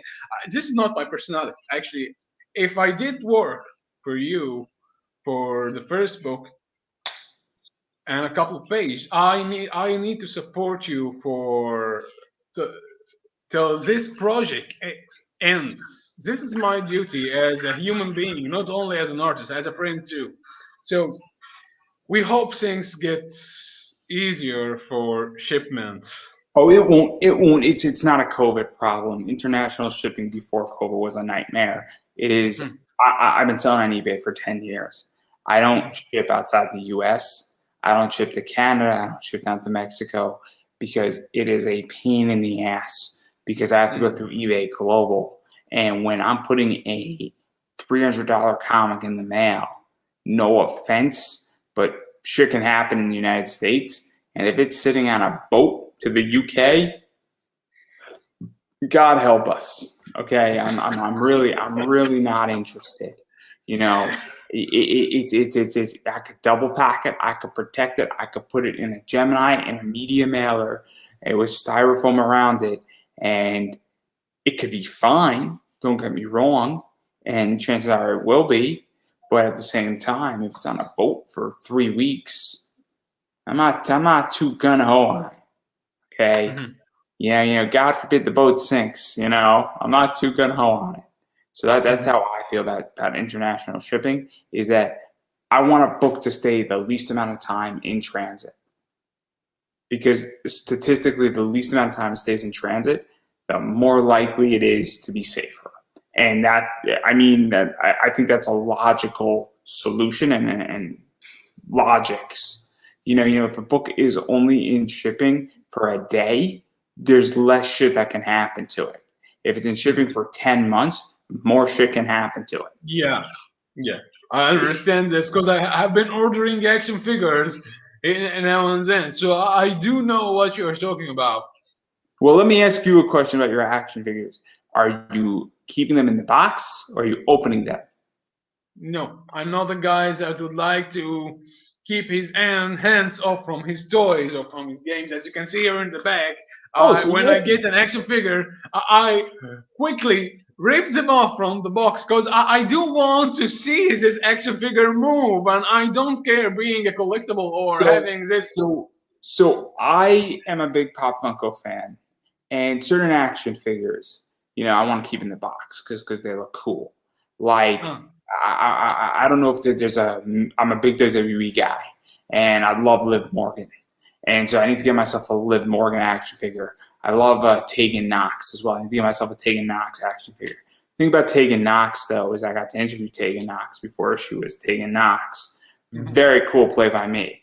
There's a guy named Anthony Green, got to interview him before he was August Gray. He's out of WWE now, though, unfortunately. But Tegan is still in WWE. The idea is that certain people I just want in their box. But then again, I'm also a big statue guy. And I like opening up my statues and looking at them and displaying them. And they look awesome. And so I just picked up some Zenescope statues. And they don't move, but they look so elegant. Only reason why I haven't opened them is because I'm in my parents' house and I haven't set up my studio, and it's going to be a pain in the ass to move them if they're open, which I think makes sense, because until I am in a better position, it makes no sense to open anything that doesn't need to be opened, which doesn't mean I'm not going to open it because it's going to be sitting on my desk in my studio with a bunch of 3D printed guns in the background, which is going to be really funny because I'm probably going to have you have to send me pics for the studios. I'm building out about a studio eventually. Regardless of whether I do well on my Kickstarter or not, I'm building out a studio. At some point, I'm building out a home studio, and it's going to be phenomenal. And I'm looking forward to it a lot. But Congratulations first. It's coming, but I need to get my position fixed first. And also the housing market needs to be adjusted, because once I get stable and I have a job, I'm going to be buying a house or in a condo or a townhouse, and I'm going to be building out a studio. It's going to be phenomenal. And I'm going to basically build every Resident Evil gun. It's going to be on my wall. My favorite is a P9 by Hunk. I love Hunk's P9, and I love a Killer 7 weapon from Resident Evil 4. It's a sick Magnum. It's a sick Magnum. I don't know if it's a real gun or not, but the thing looks amazing. But Hunk's triple tap P9 is a sick weapon too. You can send me some pics, man. I haven't done it yet. And you'll be probably on, and you'll probably see it in the background. It's gonna look dope. You're gonna see like a gun wall, and people are gonna be like, "Are those real?" I'm like, "They're 3D printed real." It's like I'm gonna be. It's there's gonna be like the cops are gonna do a search warrant. They're gonna be like, "You have guns that are 3D printed on your wall that look cooler than our stuff," and like, "Sir, we have to take this. You're not gonna get it back, officer. What did I do wrong? Nothing. We just have to take it." It's gonna be great. It's gonna be great. The entire thing. And they're gonna be like, evidence. But I digress about that. So obviously we've been talking for 2 hours at this point, and I do want to touch upon one more topic before I give you the opportunity for self-promotion.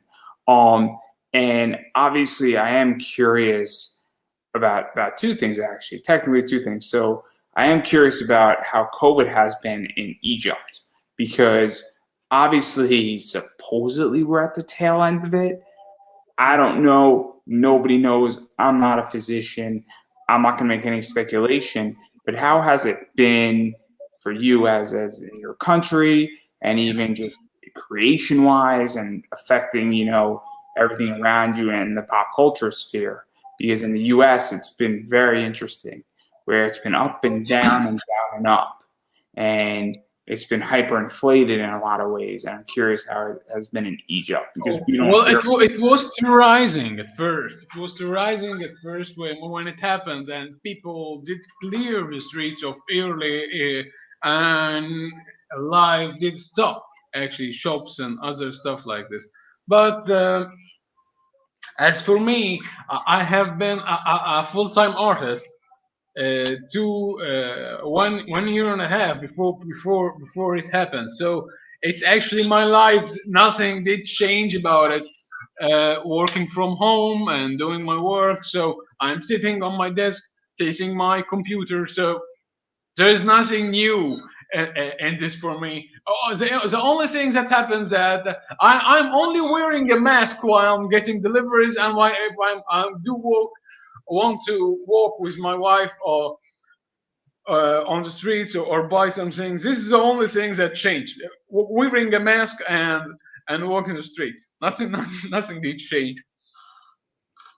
I wish I could say the same in my life, but I can't at the moment. But that's okay. I'm hoping I never ever have to leave my house again. But that's a different position. Mhm. Actually, that's not true. I like leaving my house.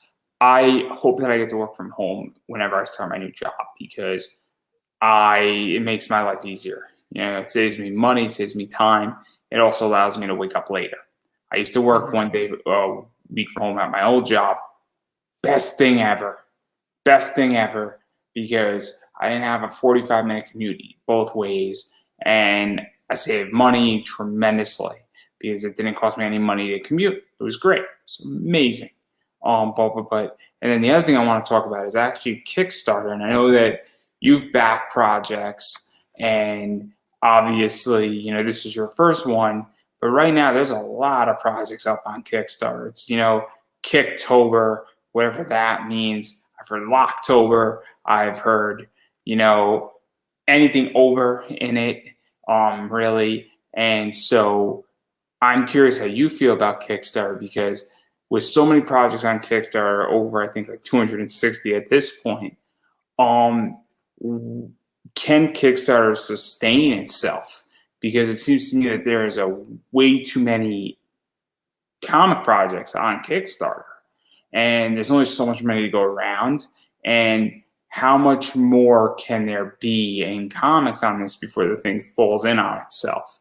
And I think it's kind of a I don't maybe I'm wrong on that. I don't know. I mean, I'm curious what you think about it because it's a very interesting entity what's going on, and there is a lot. I do love having too many projects on Kickstarter for too many tastes. When you go to a comic book store or an action figure store and you don't want to buy Star Wars or superhero action figures, you'll find other action figures for other genre, like horror, thriller, comedy. Wrestling, This wrestling is action fun. figures are This is huge. fun. When you go to a comic book store and you find many varieties to every style, every genre, fantasy, historical, drama, everyone's got his tastes. Everyone got what he loves. So if it's going to be a ton comics out there, it's fun. It's more fun. It maybe it's complicated and it's going to be stressful for comic companies out there, but for us readers and fans and creators, So it's more fun for us. the way I feel, and this is how I feel, is that right now I think it's over 260 projects on Kickstarter. I think there's about 100 too many projects on Kickstarter in comics, just comics. I think that the market is oversaturated, Mhm. and I think that you know an oversaturated market can sustain itself for a Mhm. certain amount of time. But what starts happening is that you know right now I'm a unique breed where my budget is one book, maybe two if it's a good book, or if I backed the book and then the book was $10 with free shipping, I can handle that. That I could handle.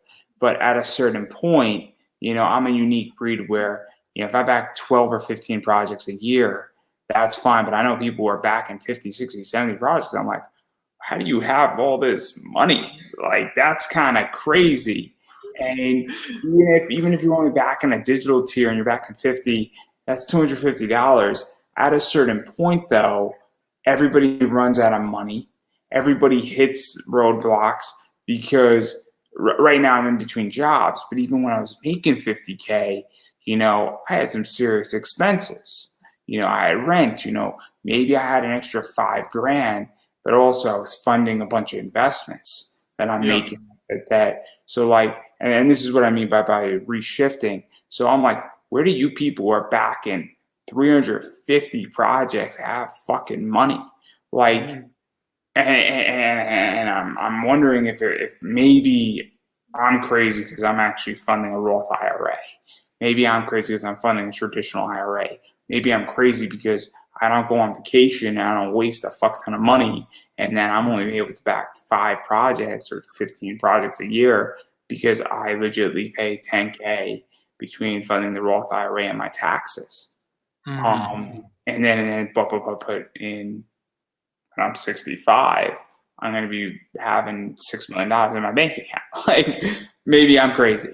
I don't know. Because, and this is what I mean, where at a certain point, I just think it's not sustainable. Where I think that, especially when we say, wait a second, I got to secure my financial, because that's where I'm at. When I talk about securing my financial positions, I mean, there's a reason why I don't back a lot of people's projects. It's $15 makes a financial difference because I can turn $15 into Many out there don't just beg Kickstarter campaign for backing it up. Maybe if they are interested enough in the project, they are not paying for backing it up. They are paying to have something to read, something to have. This is what happens with me, happens with others. That when I buy a book, I don't buy it to support the creator. I buy it because I enjoy having my time reading this project. So I'm sure there's many out there that think the same. No. And I get that. Look, I'm reading a bunch of things on Kickstarter, but at the same time, I'm also backing because I'm supporting people who want to do bigger things. And also, I view it very differently where I'm like, hey, look, this person's just starting out their career and their first 10 books are going to suck in reality. My first 50 episodes, legitimately 9 years ago, sucked in my podcast. I'm not going to pretend. Now, I've had some high-profile people on. I don't think I was that bad, but I wasn't good either. I understood I was going to suck. But also, if nobody gave me money or anything like that, I was self-funded. But at this stage now, maybe some people are saying, hey, I want to buy you a coffee or buy you a live read, or I want to just throw you $10 because I know that in the next 5 years, you're going to be much better and you need the leg up. And I'm supporting this because I understand what you're doing, and that if you need $500 to get the next year, and then the next year after that you need another 500. By year 5, you're going to be self-sustained, and that you're going to be doing 6 times what you're doing. You're going to be good for the community, and it benefits me. That's how I view Kickstarter in a lot of ways. Is that it's a cool book. It'll be fun to throw up on my Instagram. But what I'm saying is that, look, maybe this isn't your winning book, but maybe you need to produce this 4-episode series, get more credentials, and then keep going. And then 5 years down the road, you're going to have your runaway hit. And I indirectly supported you because I helped you get every year, every 4 months for $10 over the line. Because I actually give a fuck about comics. I give a fuck about understanding that people need something. It's like I would love to create a private equity fund of saying, look, I will fund your comic, but I want a percentage of it, and I want a percentage of you. So I mean, if I had enough money, I would love to say, look, all I want is I want you to create comics. We'll fund the printing on Kickstarter, but the art and everything else, we'll handle it that way. I'll give you a place to live, but I want 35% of every fucking project you do for life. But I'm going to fund your positions, or for a set amount of time, or your next 30 projects, I get 35% of profit on it. So I have a 35% equity position in your next 30 issues. I don't have ownership, but I have an equity position. So I have a 35% stake. I would love to create that personally, but I'm also providing a lot of upfront capital so you can get those 30 issues done, where I'm subsidizing your housing, where if your rent was $1,500, I'm going to pay $1,400 of that every single month. But that's why I'm getting 35%. I would love to create that. But in order to do that, you need a lot of capital. Because I actually give a fuck about comics. And this is how I view Kickstarter in a lot of ways. I backed a book called Witches of Westchester. I didn't back that book. I'm from Westchester, first off. That's why I backed it partially. But I also understand that they might need that leg up. And if my $10 and 100 other people throw $10 in, book gets funded, that's great. Maybe this book isn't the winner. Maybe 3 books down, the creative team behind it has a superstar mega hit. And if I didn't back it and 100 people didn't back that $10 position, they wouldn't have had that superstar hit. And I understand. I think it's very important to think about it like that when you're backing on Kickstarter. I'm launching mine. Maybe somebody has to say, look, Andrew's show, because it's about my show, his show is okay or it's good, but I understand he's getting better and better and better. And that last year he did X, and this year he's 10% better, and the next year that is going to be better. And I need to back it, because if I don't support this, he might not make it, and then he's dead in the water, or his growth is going to stagnate to 2%. But I want him to grow, and I need to back him, not because he needs to leg up, and maybe he needs to leg up, and maybe he needs to keep grinding, but then all of a sudden he's going to be the indie comic show. Yeah, that's right. That's so right.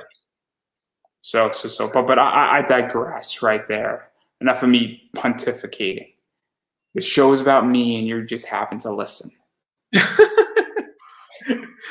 Well, I'm sure who is going to watch this interview is going to learn a lot from having Kickstarter, having a book organized, and going out there and supporting us. I'm sure this is so beneficial interview. Actually, I learned a lot from this conversation. If people just listen to my show, you're gonna learn some stuff, and you're gonna not learn some stuff in it. But it's also what you take out of it. I've listened to Joe Rogan talking with Mike Tyson. I know nothing about boxing, but it gave me ideas. Or you listen to Jocko Willink, or you speak to other people. And it's so important. I think so many people don't want to just sit down and say, look, let me just work on this thing. Let me just listen to this show. Let me hear what everybody's saying. And maybe you'll get an idea out of something. It's the idea that, I get inspiration from all sorts of crazy stuff. I'm watching an anime and I get a great idea. And then I listen to something and I'm like, oh my God, that's a great idea. One of my most famous anime panels, I just saw on a flyer an American, they're having a Fahrenheit 451 lecture by somebody from the Library of Congress. And I'm like, oh man, I should just throw out an idea. It was just that, sometimes something just pops into your head and the dots connect. And I'm sure that Batman thing we were talking about with the colors, that is a beyond teaching moment for people. And it changes the way you do things. The fact that coloring a book is like filming a movie in a lot of ways, where it matters on what tones you're setting. But enough about that. Again, we've been speaking for now almost 2.5 hours, so I do want to give you an opportunity to self-promote yourself. Obviously, this thing's on Kickstarter. I believe the link is up above for those who want to check it out. I'm not too sure how many days you have left. And we have 18 days. 18 days. And we have surpassed our goal, and we are looking to unlock more stretch goals, which is going to be more fun. So go out there, guys. Go out there, warriors. Where can people find it on Kickstarter? Obviously, where can people follow you on Facebook, Instagram, Twitter? Follow Stu. Obviously, we should promote him. On Twitter, Facebook, Instagram. Obviously, you run a Facebook group. That's pretty accessible for people who are into comics. That's kind of how I found you, and I actually threw it out to you. And it took us a while to get here, but I'm glad we got here. Because you reached out to me, or I reached out to you, because I was doing something. You were commenting on a bunch of stuff I was posting, which I always think when people are commenting and tell me to back the fuck off, because I post a lot and I get it. I get some people politely are issuing me. Yeah, people need you to interact with them. You just can't keep posting videos and without interacting with others. Is this something that you I need know, I know, I to know. build your fan base? I need to do it more. Yeah. It's not the easiest thing to do when you're doing 4 interviews, and you should see my writing schedule. I do 4 interviews a week, and then I take Thursdays off, and then I write Friday, Saturday, Sunday, Monday, and it's insane. Like I should spend an hour every Sunday and just interacting in Facebook groups. I should do that. That's so cool. Yeah. I should do it. I should spend an hour on Twitter just listening to music, interacting with people on Twitter, just having fun. And I should do the same thing in Facebook groups. That's right. That's right. I should do it, but I digress. So where can people find you in all those places? Where can people find your group? Well, you can find me. I hope I can send you links on Instagram. It's always Andrew Henry on Andrew Henry 3392 on Instagram. Black Death, you can follow Stu Bellis on Facebook. Black Death on Facebook. You can always find our works, other creators too, other artists, other writers, other readers You're on. going to send me all these links, and I'll just put them right Yeah. below the interview. Yeah, After it's called Artist Jobs and Showcase. It's a group to show artists and introduce and connecting writers with writers and creators, literary colorists, giving a chance and posting jobs. It's very relevant and important things because many out there feels bad for not finding a proper job or an art job to fulfill their passion, a writer job too. We post all kind of jobs on this Facebook group, so please hop inside and join our I'm going to community. add something to that. So next week I'm having Gamal. I'm going to mess up his name, but he's a comic book lawyer, and he talks a lot about contracts. You know who I'm talking about? Yeah, so comic book contracts, it's very important. Right? It protects you from scamming and other stuff.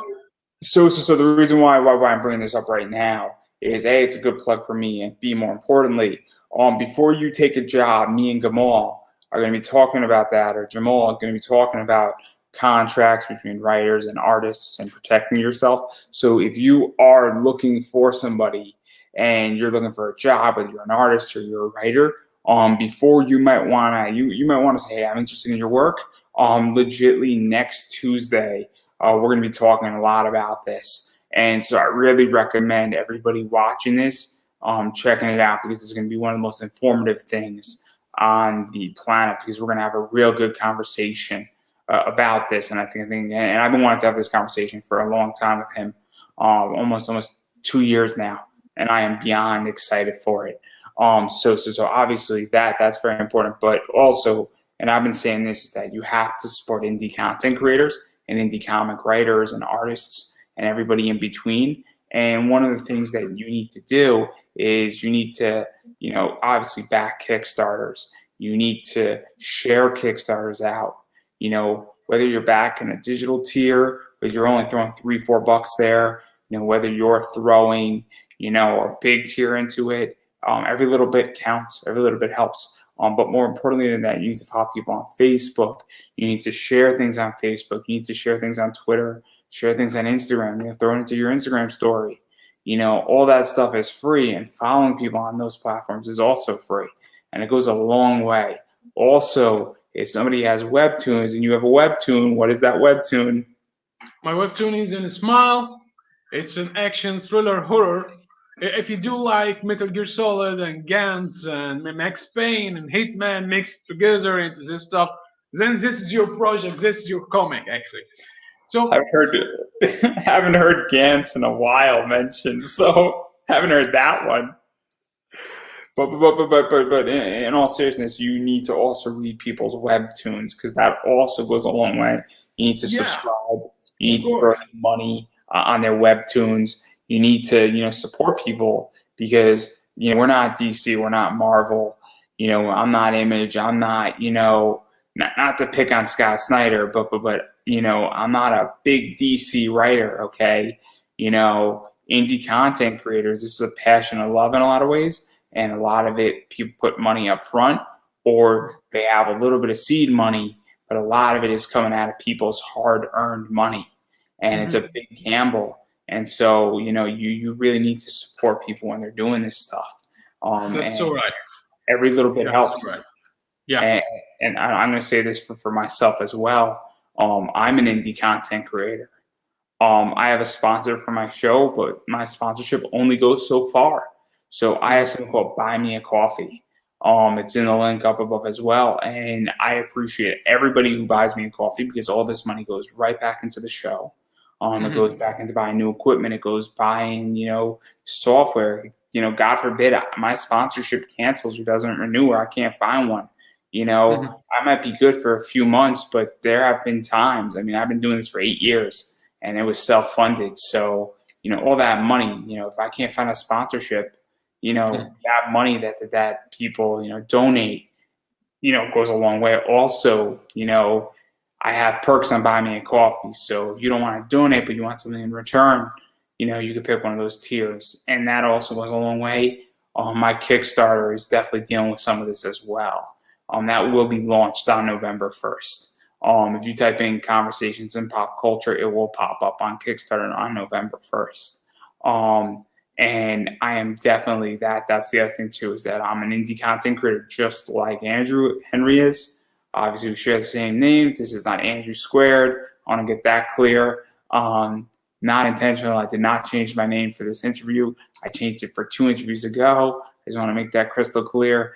My stand-up comedy career is not going well either, but that's a different discussion. COVID. Oh, I had the best year ever in COVID. Clearly. But in all seriousness, you need to support indie content creators. And if you're gonna, buy me a coffee, you should back this Kickstarter. And I think you will be very, very happy with it. Whether you back digitally or physically, that's up to you, but every little bit counts. So on that note, I'm going to give you the final word, because we are at 2 hours and 26 minutes plus. Well, actually, this is the longest interview I have ever made.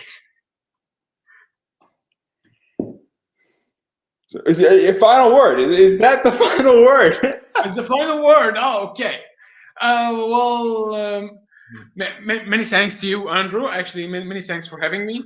Actually, I enjoyed this interview so far. We talked about many stuff. I learned so many from talking with you about the industry, about Kickstarter, about campaign stuff, the color palette, creating characters. I wish we had more time to talk about character design and some next time. stuff. It's always book 2, book 3. I mean, come on. Okay, but you guys enjoyed this interview as I did, so please go ahead and support Andrew Davis for his show, because he needs support. Actually, he's giving too much credit I just creators. I just need a share or a hug or send me a beat, and I'll be happy. You heard the man. So go ahead, support him. Yeah, really, guys. What I need is advice. Okay, I need advice. And the old saying is that if you want money, you ask for advice. If you want advice, you ask for money. So, guys, I need advice, which really means I need money, but I can't say that because then you'll give me advice. So, really, just I need a hug. Is all I need. So, many thanks again for having me. I enjoyed my time. I hope you enjoyed your time too. So, this is my last words. And I think I couldn't have said it any better myself. And so on that note, I believe this is a wrap.